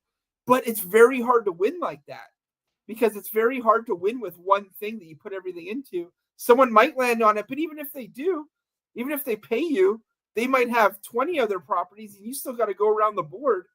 So it's like, so yeah, even in Monopoly, it doesn't work just to have like Boardwalk and Park Place. Yeah. It's better to like spread it out a bit, because it's hard, that's just what it is. You're not going to land on it every time. Oh, yeah. So it looks like Brittany said, I always lived an instant gratification lifestyle and spent my money like crazy. Mike helped me realize how much I was spending and how I could invest that instead. Let's see. And I've paid off over 10K in credit card and student loan debt. I've got a cash cushion of about 6 months and have a decent investment portfolio. He's a good motivator and mentor. Thank you, sweetheart. I appreciate that big time. Thank you. That's all I try and say to people. This is just a basic thing that's not going to ruin your life. It's just going to like align your money a bit better. And maybe you're not going to the Michael's craft store every 2 days and buying $80 worth of stuff you don't need. Yeah. And then you'll look back on that and you'll be like, why did I do that? I think the one thing is that people, this is going to be something that I think, this might be the most profound thing I've ever said. The day I stopped kissing my own ass was the day I started kicking ass. And you're probably wondering what the hell that means. So when I say the day I stopped kissing my own ass was like the day I stopped thinking that every idea I came up with was a good one, right? I had to start being more critical of what I was thinking. And because I bought stupid shit. Like I would buy dumb shit. I'm not going to lie. Like I am guilty of buying crap. And for me, I felt like it was kind of like I had to stop kissing my own ass and thinking that everything I was buying was smart. I had to start being really critical of what I was buying. So I was like, okay, is this a smart thing or is this a dumb thing? Like, how dumb am I for owning this? And I'd make fun of myself, not in a negative way, like in a funny way. Like I would roast myself, almost like how comedians roast other people and stuff. I would start roasting myself. It's like, Mike, you don't want to buy this shirt. It's going to make you look fat or whatever. I would just like say things to myself, and that would help me buy less stuff. Because I do kind of like shopping. I'm not going to lie. I love shopping, but I've become more of a window shopper, which is a good thing, rather than a buy everything that looks super cool and I don't use ever again, so. I got some money. I'm like, I should buy some arcade 1-ups. Wouldn't it be cool to have like 10 arcade 1-ups in my house? And I was going to get the Fast and the Furious one. Maybe the, what's the other one? What's the racing one? Not Ridge Racer, but the other one, 80s arcade racing, Outrun. I was going to buy the one with Outrun. But the thing is, it's like, I would have played it a few times. Like these things cost like $1,000 each. A lot of them. By the time you can see it shipping and can convert the dollar and all that. So when I was in Vegas, I played some arcade, and that's good. Like that's all I need. It's maybe like an hour a year or something like that. But that's the thing. I got all this extra money. If I hadn't invested it, I'd have like a fleet of arcade 1-ups I don't really need. And then you go to resell them. You don't get as much because now they're used and you got to ship them. It's just like, so that's the thing. Investing now, I got all this extra cash like ready to go. And the other thing about arcade games is they do a lot of rubber banding. Like you probably know what rubber banding is. Is that those are in joystick starts kind of getting all fucked up after a while or something? No, it's in video games where like if you're losing, well, it's basically that makes it close. Like if it's a racing game and you're way ahead, well the cars will catch up. Or if you're way behind, the cars will slow down. Oh, I see what you're saying to keep it close. To make it, that's like NBA Jam does that. So it's like I'm gonna have these games, and it's not rubber banding's not like the funnest thing because then it just means like every game is just sort of like kind of closed. It doesn't matter, but but anyway, I could have done that. I could be taking more trips, places. I could be doing a lot of stuff, but like at the same time, none of this stuff is like stuff I deeply want right now. So like, but if I wasn't investing, I would find a way to just blow all this money. Like in 2020, I wasn't investing and I was working from home lockdown. So I just was ordering clothes off the internet and just like, I was sending other people stuff. I was like, hey, I bought you a thing. But then, but yeah, now it's totally different. Like I've maxed out on stuff I want to buy. There's not really anything. Like I go to the Smashing Pumpkins merch store and there's nothing I'm really trying to buy. It's just like, I don't know. I don't care. I'll go to whatever. I'll go like search eBay. I'm like, none of this stuff is anything I want anymore. But I would have blown my money on something if I wasn't investing. Oh man, yeah, and I'm glad I am glad that I got into it. I'm glad I got other people into it.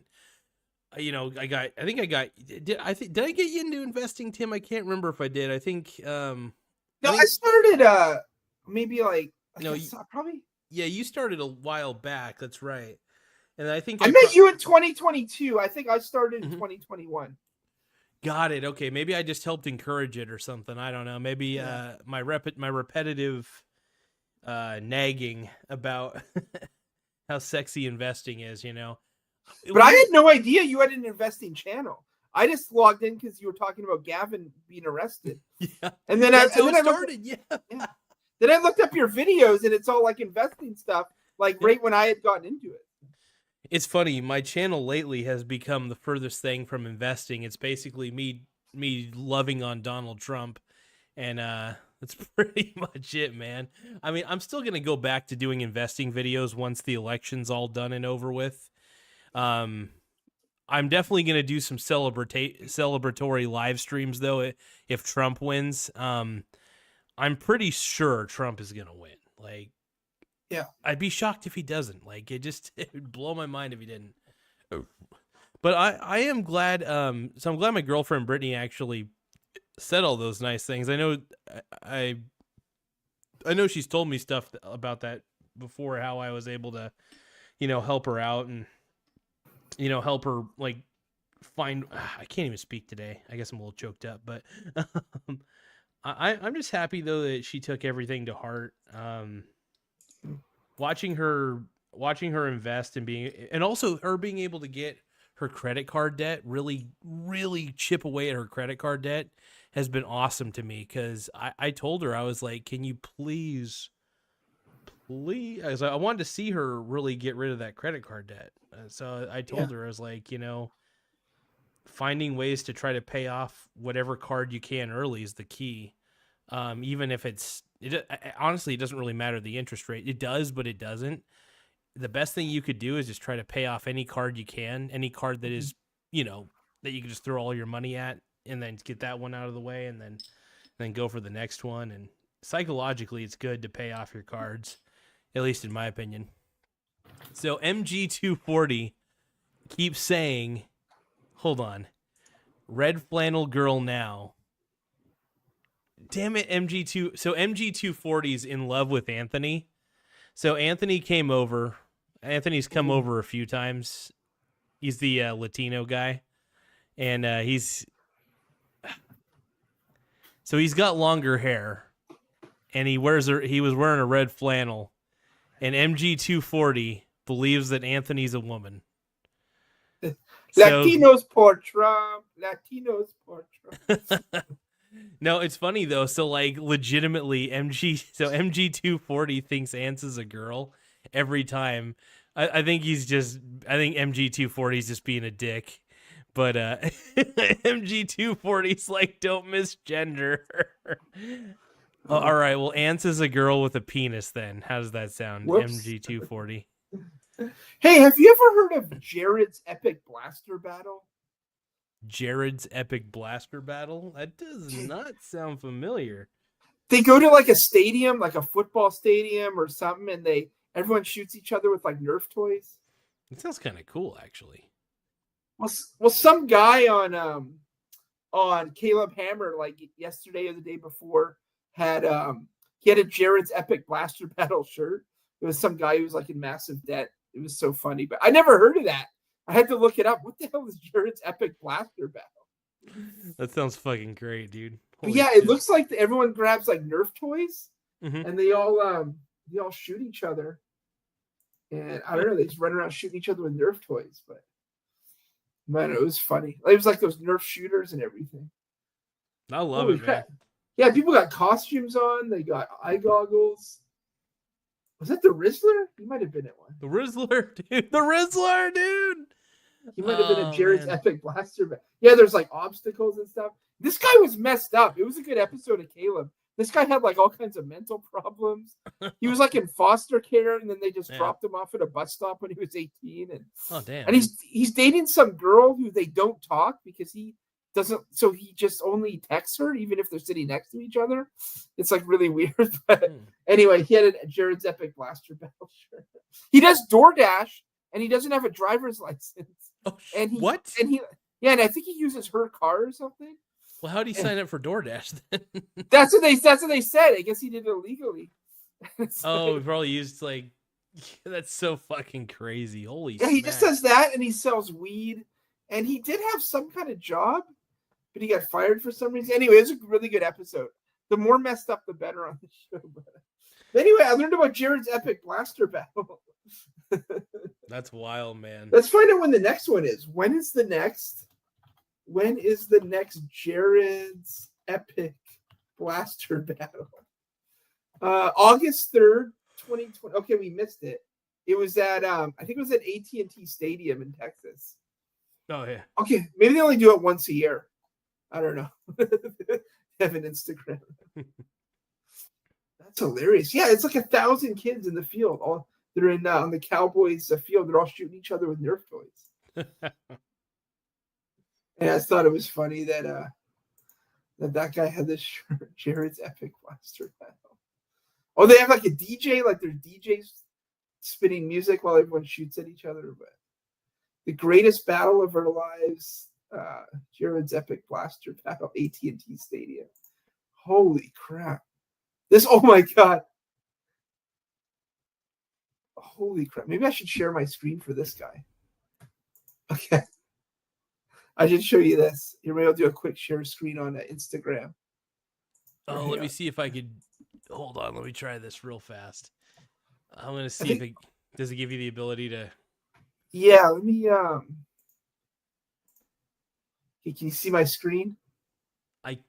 Oh, there it is. Hold on, let me try adding that real quick.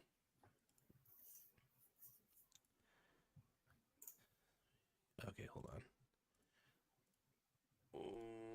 See if it adds 3 things. Let me try this real quick. I might have. I think you have to press. You have to press the I thing that says "hidden on stream." Oh, okay. Hold on. Or maybe not. I don't know. Still a little new to this. Hold on. Sorry. Damn, you're very sexy. Oh, Nawatney gave $2. Hey, I noticed you call him Nawatney, but his name says J-Watt. Well, he's somebody I've known for a long time. Started out as my brother's friend, and we're both. My brother and I are both his bud. Are both his buds, I should say. Sorry, I can't even speak tonight. But for some reason, I'm gonna give a little heart to this. Nawatney.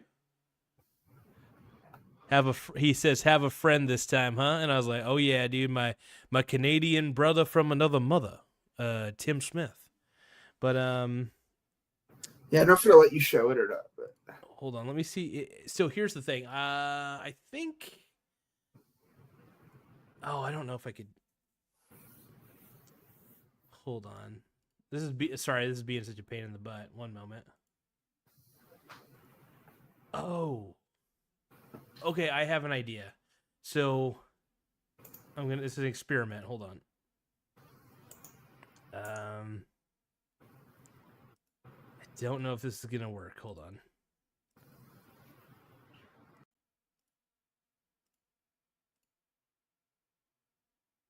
Okay, can you still hear me? Oh. Hold on. There we go. I can see your screen. I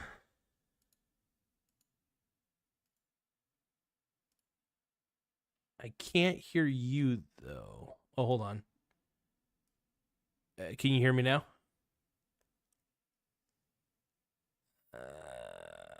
Well, I can't hear anything.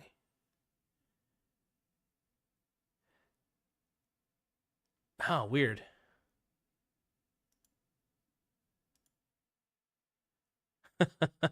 What's this thing? Oh man. This this guy's the man, dude. What am I watching here?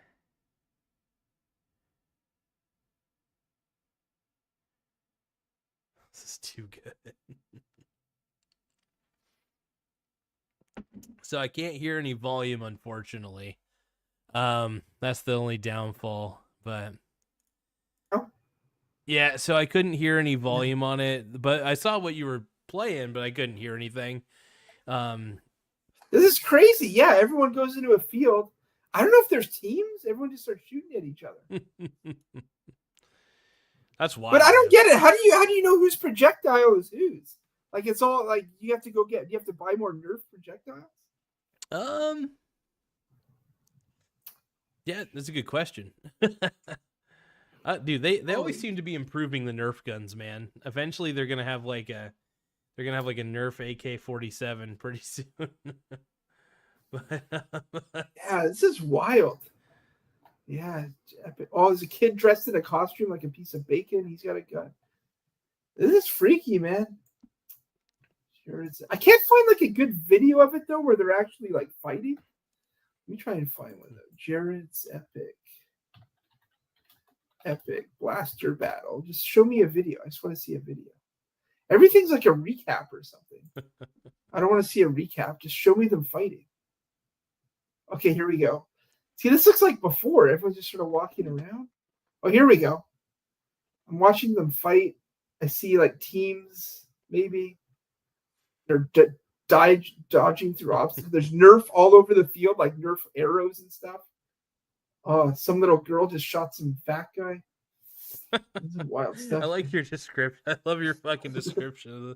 I'm sorry about the technical difficulties, man. I don't know why, but like when you were sharing your screen, it didn't share any sound or anything. It was being kind of stupid, but that's all right.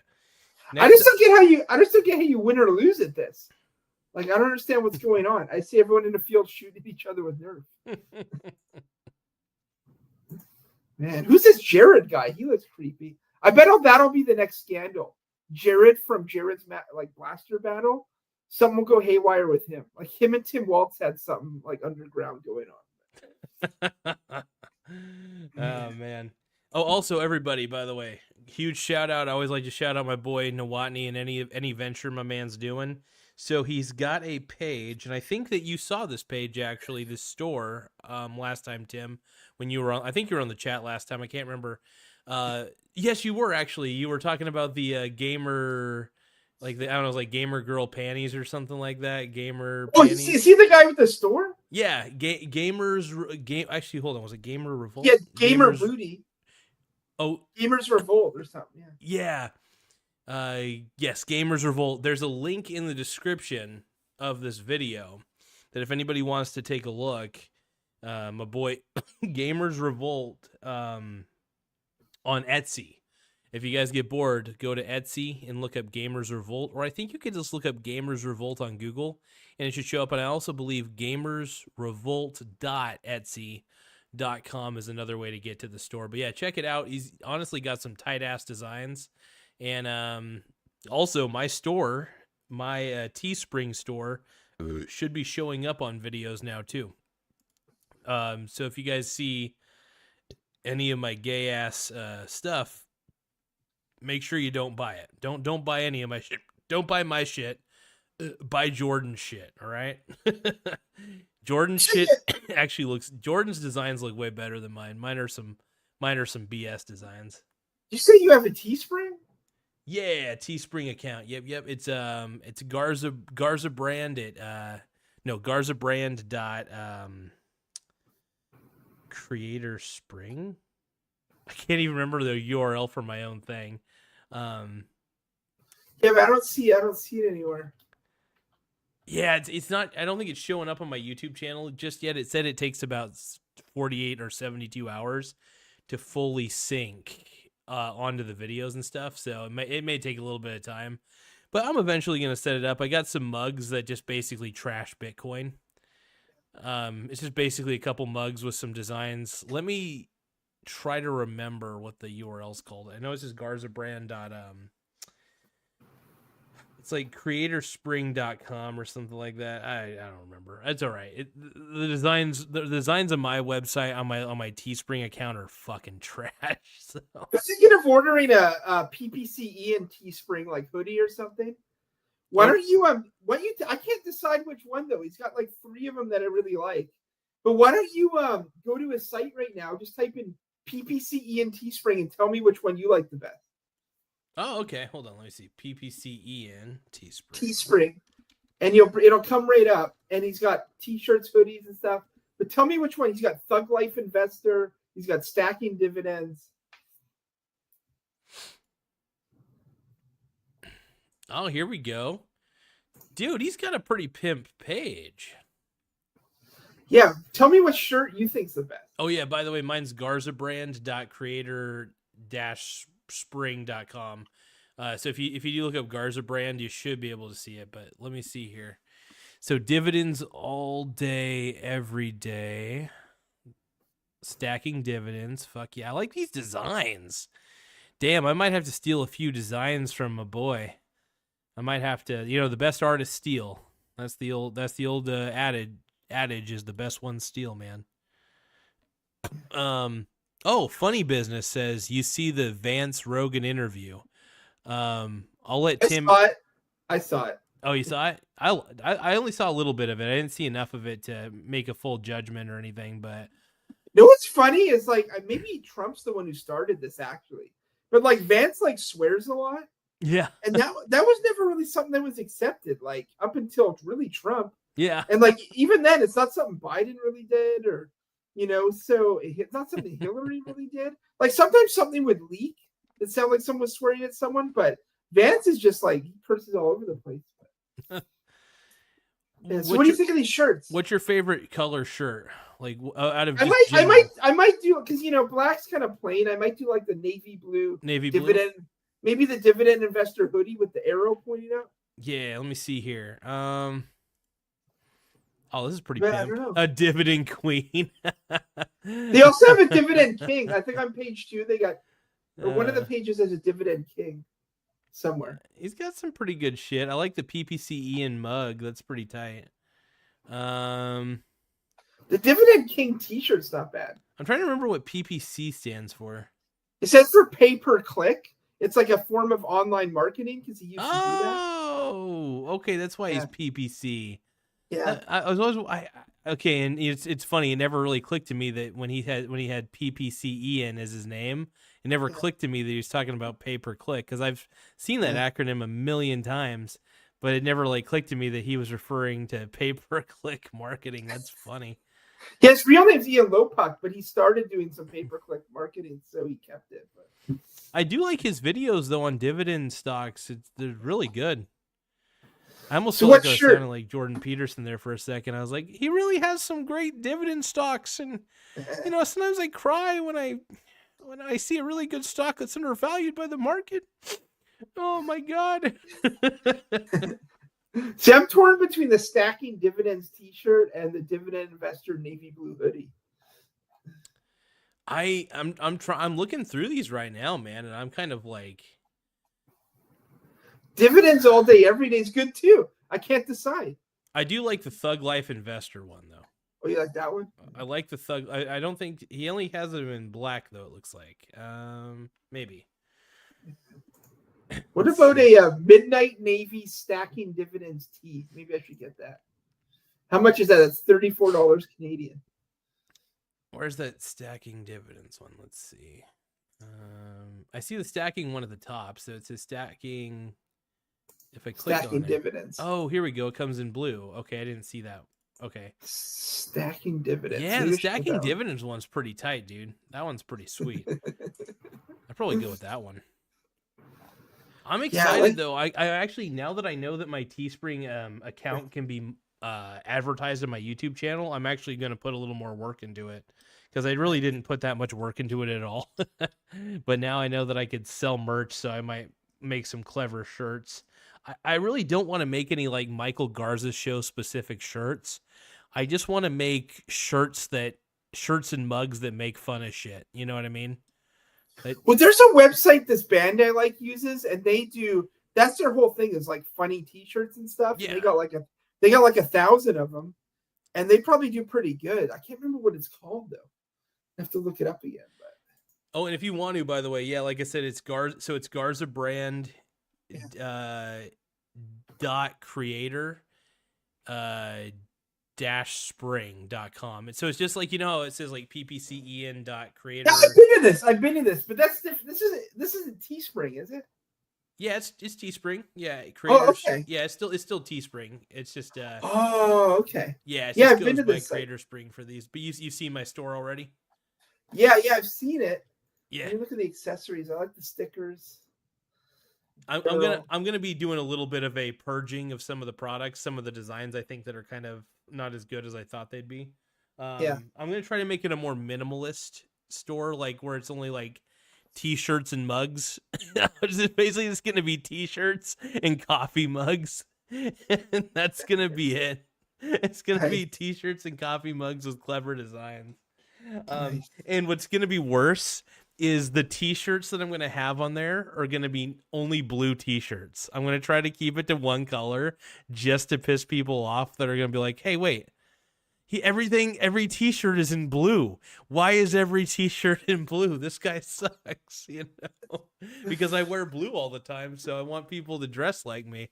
The goal is, that's marketing. That works though. Like think of the band, the White Stripes. Yeah. They were around for like 10 years or something.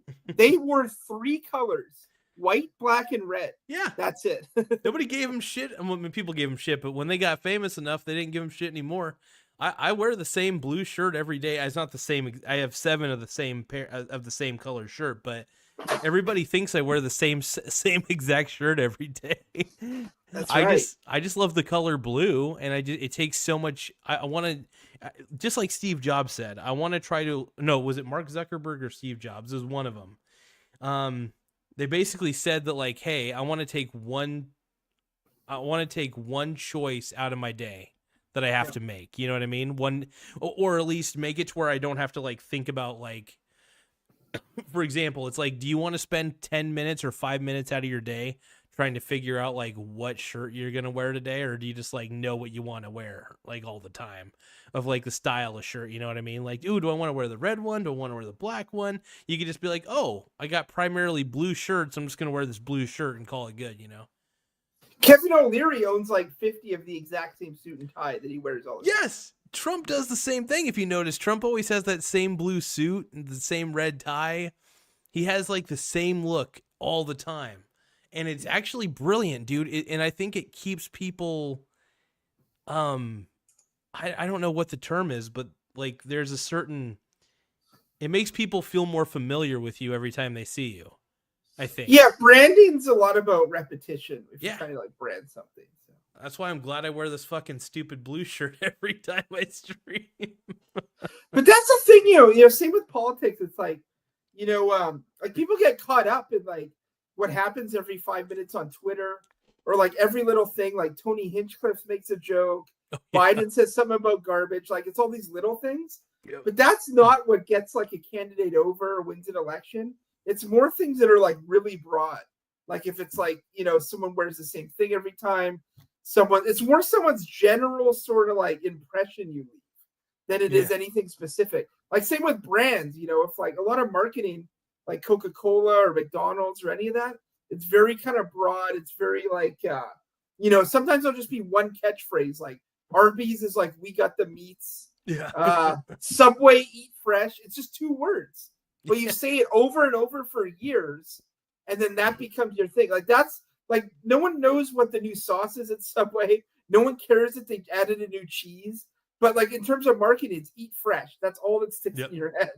So that's kind of like all this stuff too. Like Kevin O'Leary wears the same suit. Like they want to see the bald guy in the same suit that he has every time.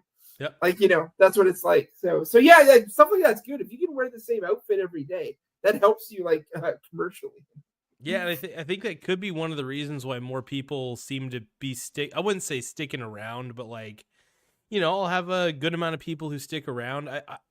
I try not to I don't know. I try not to pander.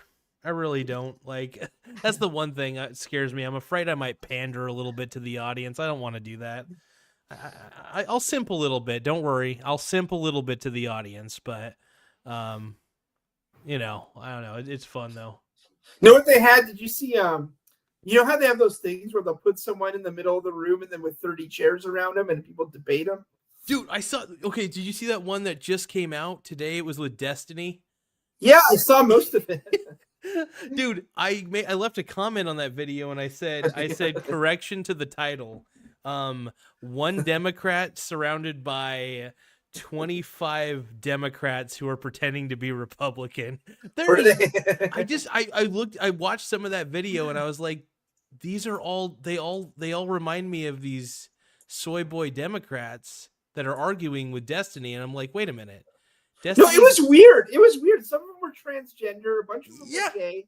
I don't know what's going on. My thought was the only people who really usually watch Jubilee or whatever that channel's called, I'm assuming are Democrat, I believe. Maybe, yeah.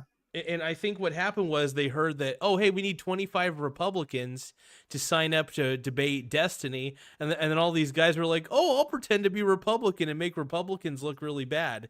Because all of them seemed like they were Democrats and effeminate Democrats. And I was like, what? It didn't Chinese, seem right. The one Chinese looking guy made a few good points, but then a lot of the other ones were sort of just like, you know, I don't know. Like, I mean, it's hard to debate Destiny because Destiny is not trying to make a point. He's not trying to even win a debate. The only thing Destiny's trying to do is to, like, you know, carry himself on to the next thing. Because he doesn't have a job. I don't know, does he still stream video games or whatever made him famous? Oh, he's turned into basically a political channel. His entire, which he makes a lot of money on YouTube, by the way. All he has to do is just keep pumping out his opinions, keep pumping out hot takes. He'll just keep making money through monetization. He doesn't. Yeah, I'm just never sure what his opinions are. He's just sort of like, you know, because you can never narrow him down to something. I think he's a political grifter. Like his thing in this debate was that Kamala's better and all that stuff. But if you press them far enough, he would eventually say, you know, Kamala's not good either. Like he doesn't. There's no way you can ever pin him down or figure out what he's trying to say. He just sort of talks in circles until the next thing's over. So I don't know. I don't know what his point is. He's a little too angry for me, though. Like I can't take him seriously because he's always he always seems very like angry about something. You know, like he never can be calm about his argument. He always seems like he just seems so angry that you disagree with him. You know, like.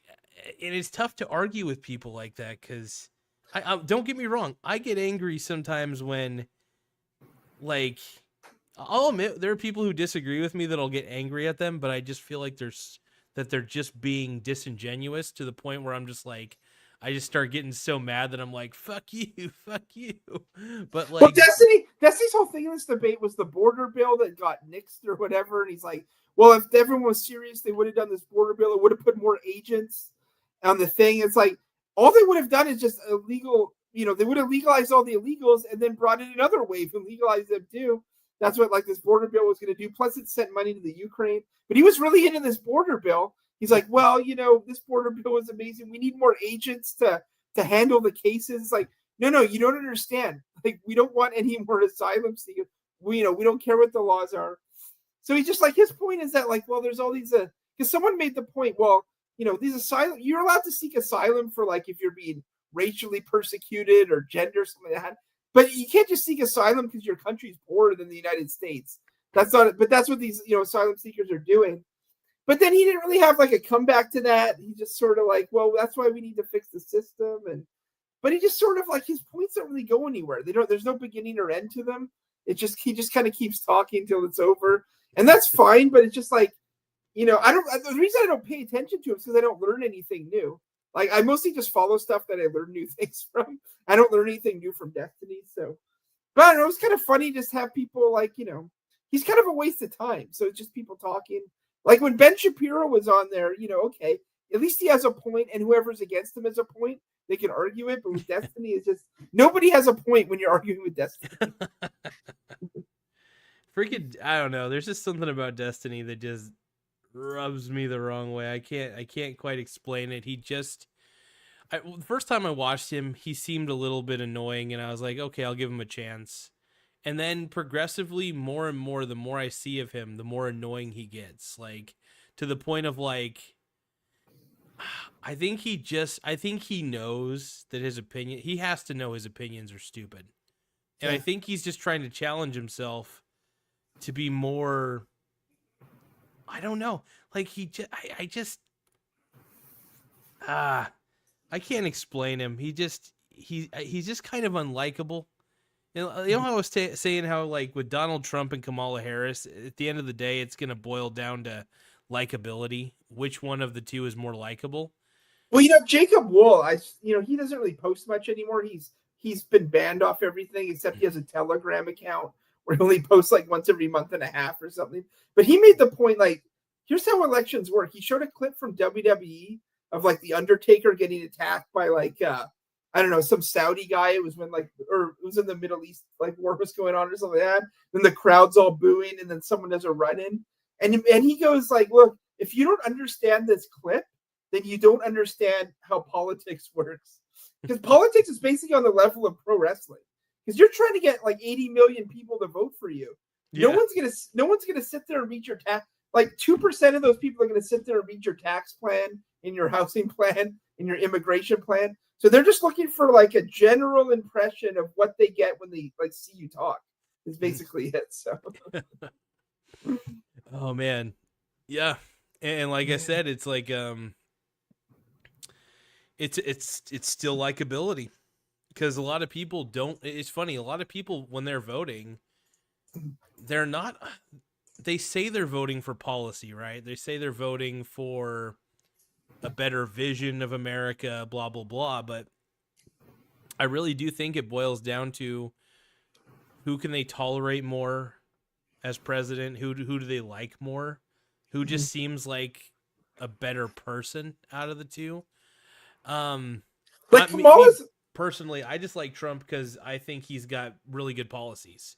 I think he wants to close the border. That's awesome. I don't know. I'm all about like it. Kamala and Biden were horrible for like small business owners and like the middle class. So she's running on how much small businesses are the backbone of the economy and how much she supports them and how much, and every word out of her mouth when they ask her a question, her answer is, well, I come from the middle class. And the thing is, so don't get caught up in your record or your policies. Just say stuff and give people a general impression. I like good things. I don't like bad things. That's all people are looking to hear. It's like, so she comes out, like, I watched her campaign speech the other day, just like, I support our small businesses. And what was her other thing? She's always about price gouging. She's like, companies are price gouging you and they're screwing you over, and inflation's fake. There's no such thing as inflation. It's all, we're just screwing you over. It's companies screwing over price gouging. I mean, don't worry. No one's going to look any of this up. Just try. She's doing the right thing by just smiling and trying to give that impression, and then doing her big high spot of the night, which was when someone heckles, she yells back and tells them she's talking. That's like her two things. But it's not going to quite be enough because Trump does all that, but he does it better. And by the way, Alex Rosen, the guy who was like in North Bend? Oh, yeah. Yeah, he went to a Kamala one last week and heckled her. And then she started yelling back, and then he almost got in a fight with someone in the crowd. It was when she was in Houston. I think it was the one Beyonce was at, but he was one of the hecklers at that one. That was really him? Damn, dude. Oh my God, that's too fucking good, dude. Yeah, he had done that to Hillary once. He started yelling about Epstein's Island, and then he got dragged out of a Hillary rally, and they're dragging him by his shirt. And his shirt's like tearing, but he's being dragged along the ground, and he was still holding his sign up as they were dragging him. Holy crap, dude. Holy freaking shit. Yeah, So we got Destiny sucks. Screw that. yeah. Let's see. We got Mark saying Destiny's real name is Stephen Bonnell, and it's weird that he uses Destiny as his alias. He might be single-handedly ruining the name Destiny. Oh my god! Yeah, it's Well, here's the truth about what happened to Destiny that no one talks about. Is he married that Swedish woman who was kind of, I don't know, sleeping with other guys, and then they broke up or whatever. But while all that was going on, see, right around that time, Destiny started becoming friends with a lot of conservatives. Like, I think he'd go on a lot of their shows. He was friends with Lauren Southern, who's a famous conservative in Canada. They did a whole documentary, or they hung out together or something. So he became friends with all these conservatives. But I think he realized, I don't know, maybe it wasn't, things weren't working out. I think what he decided is, how did I get this Swedish woman to begin with? I was like a liberal on Twitch or something like that. You know what? I'm going to go back to that because that seemed to work out better for me. So now he's just become a liberal because I think he's like, I can date more if I'm a liberal. I think people will buy that version of me more than, because otherwise, if you're in conservative circles, he looks like if they cured Peter Dinklage, you know, like the midget. If they like gave him a pill that fixed him and he got a bit taller, that's what he looks like. And I think it's going to be, but if you're around like maybe, I don't know, maybe some demented liberals, he can just say, yeah, you know, he can just, they like people who are diseased, you know, like Billie Eilish looks like she needs an IV drip. She just came out for Kamala. A lot of these people look like really sick and diseased. So I think he just committed. I'm going back to what my roots, my early Twitch roots, and I'm just going to debate conservatives and talk about how Trump's evil and all this stuff because that worked out for me the first time. I think that's what he's saying. And also, like Asmongold got banned off of Twitch for criticizing Palestine. Like, there's no, if he's going to be in this tech company world where he's trying to go on all this stuff, he might as well just be a liberal. Why risk getting kicked off all this stuff? And then he's got to get a job or something. This way, he never has to get a job. Isn't Asmongold also on YouTube? Yeah, he's big on YouTube, but his main thing, I think, was making money off of Twitch. You know, I don't know. So. Yeah.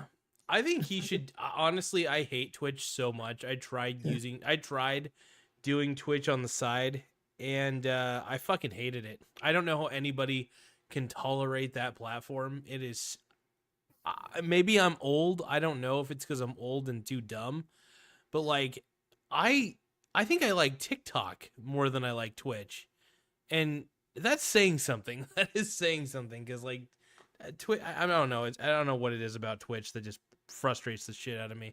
I like YouTube though, that you could do live streaming, but it can also be saved as a video on your channel. Whereas on Twitch, it's not that easy. It can be done, but it's like, you're also censored a lot more on Twitch as well. You have like, there's timeout limits for how many times you could chat.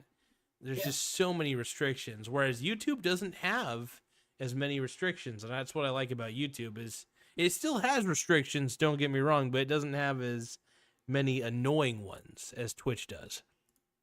Yeah, exactly. I'm watching a live stream of downtown Las Vegas. Everyone's partying in costumes. I just saw like a Native American costume, which is controversial. You're not allowed to wear those. But this lady might be Native American herself. I can't tell. That's funny. Yeah, we got dwarfs, we got witches, we got a guy in a Pikachu hat. Oh, Michael Donaldson's on. He's wondering what the fuck is going on tonight. Where is he here? Let's see. Let's see. He says, "What's going on tonight?" Well, let's see here. Give me 1 second here. Well, what are we doing tonight? I do got to go to bed here in just a few moments. I have an earlier shift. I work from 7 a.m. to 4 p.m. So I usually try to start tucking myself in a little bit early. But all right, we'll cut it off. Yeah, I can't play any Tom Green videos. Your stream doesn't play sound or something. So next time I plan on doing a collab with you. I'm gonna try using StreamYard instead. I think we could still collab with each other on here, but it just sucks when it comes to sharing videos and shit. I mean, I guess you could send me links or whatever, and then I could play them somehow in a. I know how to capture the screen on here, but like I don't know how to like get it to where you can share your screen properly from the Collab Cam. It's really tricky. Like, at least I haven't figured. I'll have to look up some tutorials on how to make that work because it was being really weird. You're 900 subscribers away from 4,000. Really? Yeah, you're at 3.91. So I just refreshed the page. Oh, you mean I'm 90 subscribers away from 4,000, right? Or no, wait, no, you need yeah, never mind. You need 90. Yeah, 90. I was like gonna say, oh my god, did a ton of people unsubscribe? I was like, no. Oh man. Let's see. So exact total is 3,913 subscribers so far. Damn.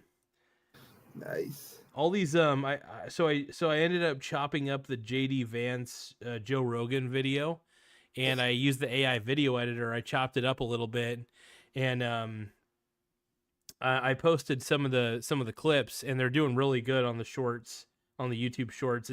That's one of the reasons my channel's grown, is because I tend to look for interviews that are really famous, and I try to chop them up into like short videos using AI, and then just post them right to my channel, and they go crazy. Oh man. Well, what is this? I never saw this. Dana White debates Mark Cuban on Kamala Harris's competency. Oh, apparently, God. apparently, Chris Cuomo is on News Nation now. I don't know much about News Nation, but Did he quit? I don't know. Chris Cuomo's on something called News Nation. He's not on CNN anymore. But... Oh no, I know he quit CNN. I thought he quit News Nation as well. Oh no, he hosted this debate: Mark Cuban versus Dana White. Mark Cuban's been crazy lately.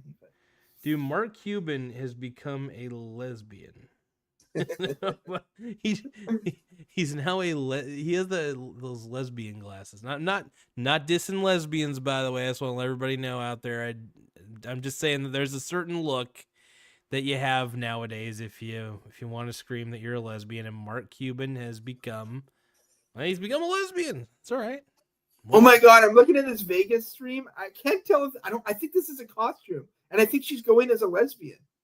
There's a woman with I think it's a wig. It's like a short blonde hair wig and a flannel shirt. And she's got a septum piercing, but it might not be real. It might be part of the costume. That's so funny. Man, a lot of costumes in Vegas today. Oh, Mark Velez says it might just be the two of us in this chat. Everyone else left. And then Michael Donaldson says Garza got me a couple subs. Hell yeah, I bought you a few sub sandwiches at Subway. Fresh.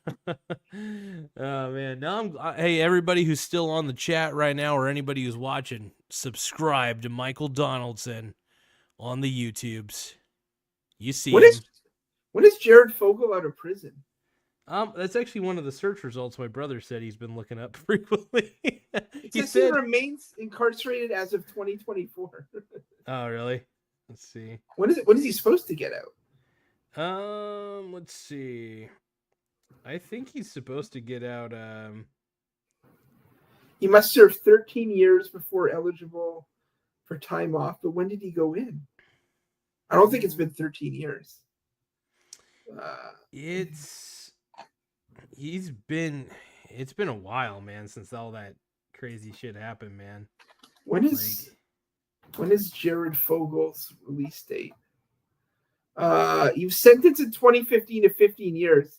So he might not be out till 2030 or something. 2030. Oh wait, he's supposed to be released a year early. It says. Oh yeah, his release date is now scheduled for 2029. 2029?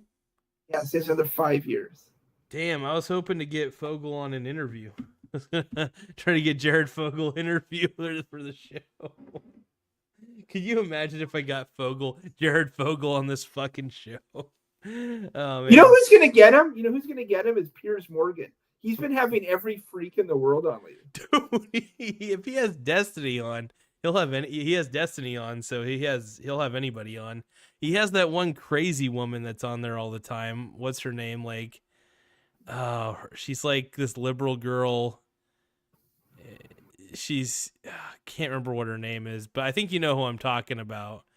She's just she's got kind of like the crazy eyes going, and it's wild. Yeah, Piers Morgan runs a pretty good program. I love Piers. Man, who's this woman who got 30 years for being involved in the Jared Fogle case?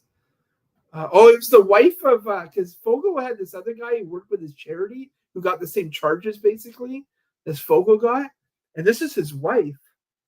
And I guess Century after police about. So apparently his wife was involved or something. Yeah, so anyway, yeah, dude.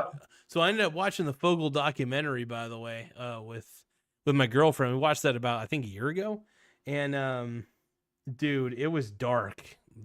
That was a dark thing, man. Like his assistant, the guy he worked with or whatever.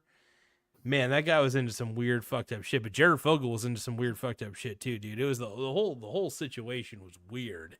It was strange as hell. I was like, oh I remember the headline in the New York Post when he got like arrested said it said something like Jared to receive a footlong in prison or something like that. It was wild, but this is wild. Oh, man. Oh yeah, this guy's wife got like 30 years or something. 30 years. Something damn, dude. Related to Poland. Wow, it's this activities occurring. I never heard of that part. Maybe I didn't see the documentary. Cool, man. Oh man. Well, I said 3 Modelos. Modelo. I was trying to find. You ever have Kona beer from like I think it's like Hawaiian Brewing Company? It's called like Kona. I think I've had it before. I know what you're Kona talking beer. about. That sounds very familiar. I tried to look for one tonight. I couldn't find it. Kona Brewing, Big Wave, the Big Wave Golden Ale. That's what I like, but it's hard to find up here. Every once in a while, you'll see it. But, yeah. Michael Donaldson asks Garza, when did we get the girlfriend reveal? Well, I know I've had her on the show before, like actually on the show. She's kind of camera shy though. She doesn't really like being on camera too much in front of strangers. So I think that kind of like makes her a little nervous. So I don't blame her. I try not to force her on it. But one of these days I might get her quickly on the, you know, she doesn't live with me or anything like that. She lives with her parents. But you know, I would move in with her, but the only problem is like it's pretty tough to, because you know, she lives in a trailer at the moment with her parents. That would be pretty tough because there's not like a ton of room there. It would be cool though to live with her, but we honestly in this area though, real estate is so fucking inflated. Like we want to try to get our own place, but that's unrealistic. So we want to also try to maybe rent, but we got 2 cats. That is a pain in the butt to get places that are okay with pets. In this area for some damn reason. We're thinking about just kind of like looking for a trailer park or something like that. At least a decent trailer park to live in together. Find a good trailer and just kind of roll from there. But we're just like blah. Yeah.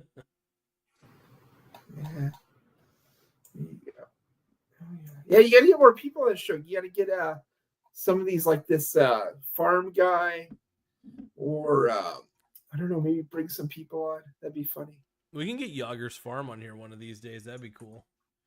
I think what I need to do is I need to do a StreamYard stream one of these times and have everybody I can get on, because on Streamlabs, using Streamlabs OBS, you can only have one person as a guest unless you have their Ultra subscription, but I don't feel like paying for that. On StreamYard though, I can have up to like 6 guests. So I could have you, I could have Yagers. Hell, I could probably get Jordan on if he's willing. My boy Jordan Nawatney. I could have just about anybody, really. Now that I think about it, so. That could be the next step for your channel. Start expanding it out. Oh yeah, absolutely. Hell yeah. Oh, man. There you go. Okay, I might go watch a scary movie. We'll see what happens. Oh, hold on. Yeah. Mark Velez says, what's annoying about Cuban is that he isn't even Cuban, but he's Jewish. Literally anybody, says Mark Velez. But, yeah, no, it sucks because a part of me does like Mark Cuban because he does have some interesting business advice, but then he starts talking about politics, and I just get sick to my stomach at how on the people he supports. I just don't get it. But Oh man, I got a new laptop, by the way. My work gave me a new laptop. It's got Windows 11 oh and shit. Intel Core 17, which is maybe good. Because my other one, it still worked, but the warranty had expired like, I don't know, a year or so ago. So I guess they had to replace it for some reason. So anyway, I'm on a new laptop. But Mark says, can you have literally anybody on? I was like, yeah, I would say yeah for the most part. StreamYard's pretty cool. Streamlabs is, well, a little limited, to be honest, because it's I don't know. It's strange. But StreamYard is pretty dope. So I think one of these days we need to have the Michael Garza orgy super chat. It'll be called orgies. Well, we call it orgy super chat, or I don't know, nude male horseplay with super chats, and it will just be a bunch of dudes on webcam together talking about shit. And I like I said, I want to be the next Piers Morgan, is what I want to say, Tim. I want to be the next Piers Morgan show, except for I want it to be more dysfunctional, and I want it to be more cringy. yeah. I got to do it, man. I got to take dude, Piers Morgan is so fucking ahead of his time, by the way. He's basically taking the Jerry Springer. He's taking the CNN. He's taking CNN Jerry Springer route by having tons of people who talk over each other. It's fucking brilliant, and I love There's it. another guy, like, what was he doing before? He was judging talent shows and stuff. Like he was in the media before that, like he worked for some newspapers, but then he was on TV a lot, like judging like talent shows and stuff like that. And then now he just does like the Jerry Springer version of politics. So funny. Oh, Mark Velez is asking, what's your age limit, for Zoomers like me? Well, first off, Mark, how old are you to begin with? If you're under 18, I won't allow you on the channel because I don't know what the rules are. But if you're 18 or over, then yeah, as long as you're 18 or over, man, I don't care. I get sketched out if it's 17 or under because I don't know what the US rules are for anybody who's a minor on a show like this. So I don't, because I know it's a 18 or over style show. It's a mature type show. So if you're at least 18 or over, yeah, I'll have you on anytime, but on this show anytime. But yeah, if you're 17 or under, though, I don't know what the rules are there.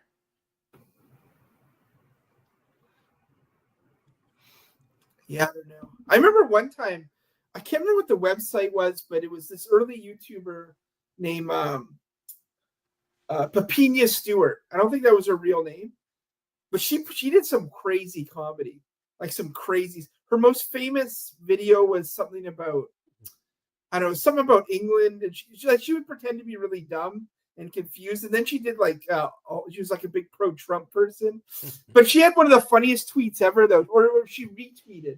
It was Barack Obama's brother, Malik Obama, because he was like very much pro-Trump and he hated Hillary. And when Trump debated Hillary, I don't know if you remember, but a fly landed on her face in the middle of the debate. And then he tweeted out, how is she going to enforce a no-fly zone in Iraq? She can't even enforce one on her own face, which I'm still laughing about. It's one of the funniest tweets of all. So Papinia retweeted that, but Papinia did hilarious stuff. Anyway, one time Papinia's doing a live stream on something, some website that's just like live streams before YouTube did a lot of that. And then her stream ends. And then it cuts to like, it just, when your stream ended on that website, it would just cut you to like another stream, like without you asking. So it cuts me over and it's these just two kids just kind of like sitting there. Like just, I guess they're just using the website. I don't know what's going on. So I'm like, hello. They're like, hi. It's so funny. I don't know where they were from, somewhere in the US. And then I just talked to them for like a minute and then, all right, I'll see you later. But it's funny because the stream, like whatever you're watching would end, it would just push you onto like another random stream. Oh man. But I think that website's long gone. I don't know what it was, but it wasn't Omegle. Like I think the new one's Omegle, where people go on like streams or whatever. But, oh yeah. But yeah, I don't know what the age is for streams on here, but yeah, there's probably a rule you can't like have like random hits on or something. Yeah. Anyway, man, I gotta hit the hay. I gotta start preparing for bed. I usually try to go to bed pretty early. But got any last things you want to say to the audience, or any Anything you want to respond to in the comment section that we might have failed to miss? No, I'm good. We'll see what happens. I'm ready for the party. Tuesday night's going to be intense. I don't understand the media. The Canadian media is convinced that Trump has no chance. Like, Really? apparently, it's weird because, like, I've heard different stats. One is that Trump is way more popular than Kamala in Canada. The other is that 70% of Canadians said they'd vote for Kamala. So everyone in Canada seems convinced that Kamala is going to win. They're like, the election's super close and all this stuff. And even the American media is a little more skeptical but even they seem to think Kamala is going to win. So I guess they'll just pretend to act shocked. Well, here's the problem. The fact that the polls are really close is a sign that Trump's going to win. I'll tell you why. Most Trump voters don't answer pollsters because a lot of them have better things to do than answer pollsters. Most Democrats usually have the time because they usually got nothing better to do because they're usually mooching off the government to begin with. So what happens is they can answer pollsters because they got nothing better to do. Now, there are going to be Republicans who do answer pollsters because they're like, fuck, I got a few minutes. But also, a lot of them are skeptical of pollsters, so they're not going to answer at all. So the truth is, if it's a deadlock, that's actually really bad for Kamala because that means there's probably more people who didn't answer those polls. And the fact of the matter is, there's a lot of people turning from the Democrat Party to the Republican Party, all because they saw how poorly ran the U.S. has been under Biden. They're just like, I'm done with it. We can't do it anymore. As Tim Wall said, we can't handle 4 more years of this. We can't take 4 more years of this. That was funny. Yeah, I remember that. God, and he's right. We can't have Kamala. We can't have. She is a continuation of Biden's policies, and if she somehow wins, I will be shocked. I mean it. Trump is just a more popular guy. He's more likable. And yeah, there are people who freak out about him, whatever. But I think that there's more people who like him at this point than dislike him. Because people remember how great it was. I thought it was great under Trump. I thought it was, and I loved it. I loved every minute of it. If she wins, I think states will start seceding. There won't be another January 6th because no one will care.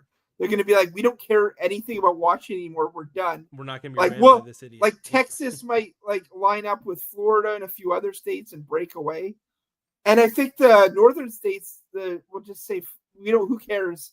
You can go. We're not going to fight it. There's not going to be a civil war.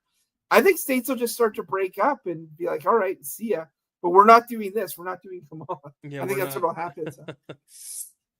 They're like, there's no point in January 6th. There's nothing to save. They'll be like, forget it. We're done. I think Eastern Oregon will join. Everyone outside of Portland will join Idaho. That'll form in with like Montana. There'll be like another state there. I say what gives me faith is the fact that there's more Republicans voting early in Portland than there are Democrats by a large number. That gives me hope.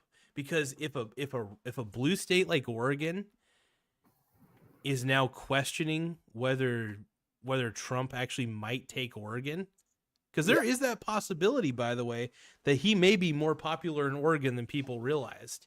And by the way, Portland may have a lot of the population, but a lot of them are on drugs. And I wouldn't say a lot of them, not all of them, but there's a lot of them that are probably not going to vote for Kamala to begin with. They're probably not even going to turn out. They can't stand her. So I don't know. I think it's going to be very interesting though. Yeah, it's going to be wild. Well, I'm going to be partying up, so it's going to be good. Woo! Woo! All right, man. Ultimate Warrior, WWE. Remember him? Ultimate Warrior? You weren't around in the 80s. You might not remember. I can't remember. Nope. Well, he died, so it doesn't matter. Cool, man. Okay, I'm going to do the leave button. But yeah, we'll see you next time. You're almost at 4,000. Then we're going to have to watch ads once that happens. That'll be fun. Let's see what your ads are. You might get like Pfizer. You might get like Pepsi. We don't know. I think I'm just gonna get nothing but Pfizer vaccine. I'm gonna get COVID-19 vaccination. You're gonna get COVID-19 booster ads and but 1 out of every 50 will be a My Pillow ad, and then they'll throw in like an old Slap Shop ad. You get like a Slap Shop and Tell YouTube you only want Slapshot and ShamWow ads. That'd be sick. Actually, if they started like doing ShamWow ads on my show, on my channel, that'd be sick as fuck. I'd be all about it, dude. I'd be way all about it. Nice. So yeah, we'll see what your fans like based on the ads you get. We'll see what your demographics are. All right, man. Well, I'll Cool. catch you later, partner. All right, I'll see you next time. All right, later, man. Woo. Thanks. Bye. Bye. All right, you guys. That was the one, the only Tim Smith. Boom, that was badass though. Holy shit. It was good to have Tim on. Tim and I have not done a collab in a while. We hadn't like I feel like it's at least been over a month since we have like done an actual like Zoom style call. This one was not perfect, by the way, but that's okay. Tim was spot on. My technical difficulties that I was having were pretty rough, but that's okay. But really good one though overall. Tim is crushing it as usual, kicking ass. And yeah, anyway, you guys, I am tired. Mark Velez says I'm the same age as Barron Trump. And there it is. I came out again. Michael Donaldson said I saw that. Hey, Mark, hey, I just want to say again, Mark, I'm proud of you for I may not really know who you are, but overall, from what I could tell, based on the way you convey yourself, you seem like you're pretty thoughtful, and I really I think it's cool that you that you feel comfortable enough to be who you want to be here. And if you don't have that in your life, hopefully this is a good spot for you, man. Because I do like to make this a very welcoming area on the internet. You know, I may trash Kamala Harris a lot, but at the same time, I only trash her because I don't think that she should rule the world or rule the United States. Anyway, thank you guys. I'm out. Later, guys. Thank you to my boy Nawatney. Thank you, by the way, to Brittany. Love of my life. My rock. She keeps me rolling. And I want to thank her for getting in on the chat and getting in on this action and stuff. And I really love it, man. Anyway, I'll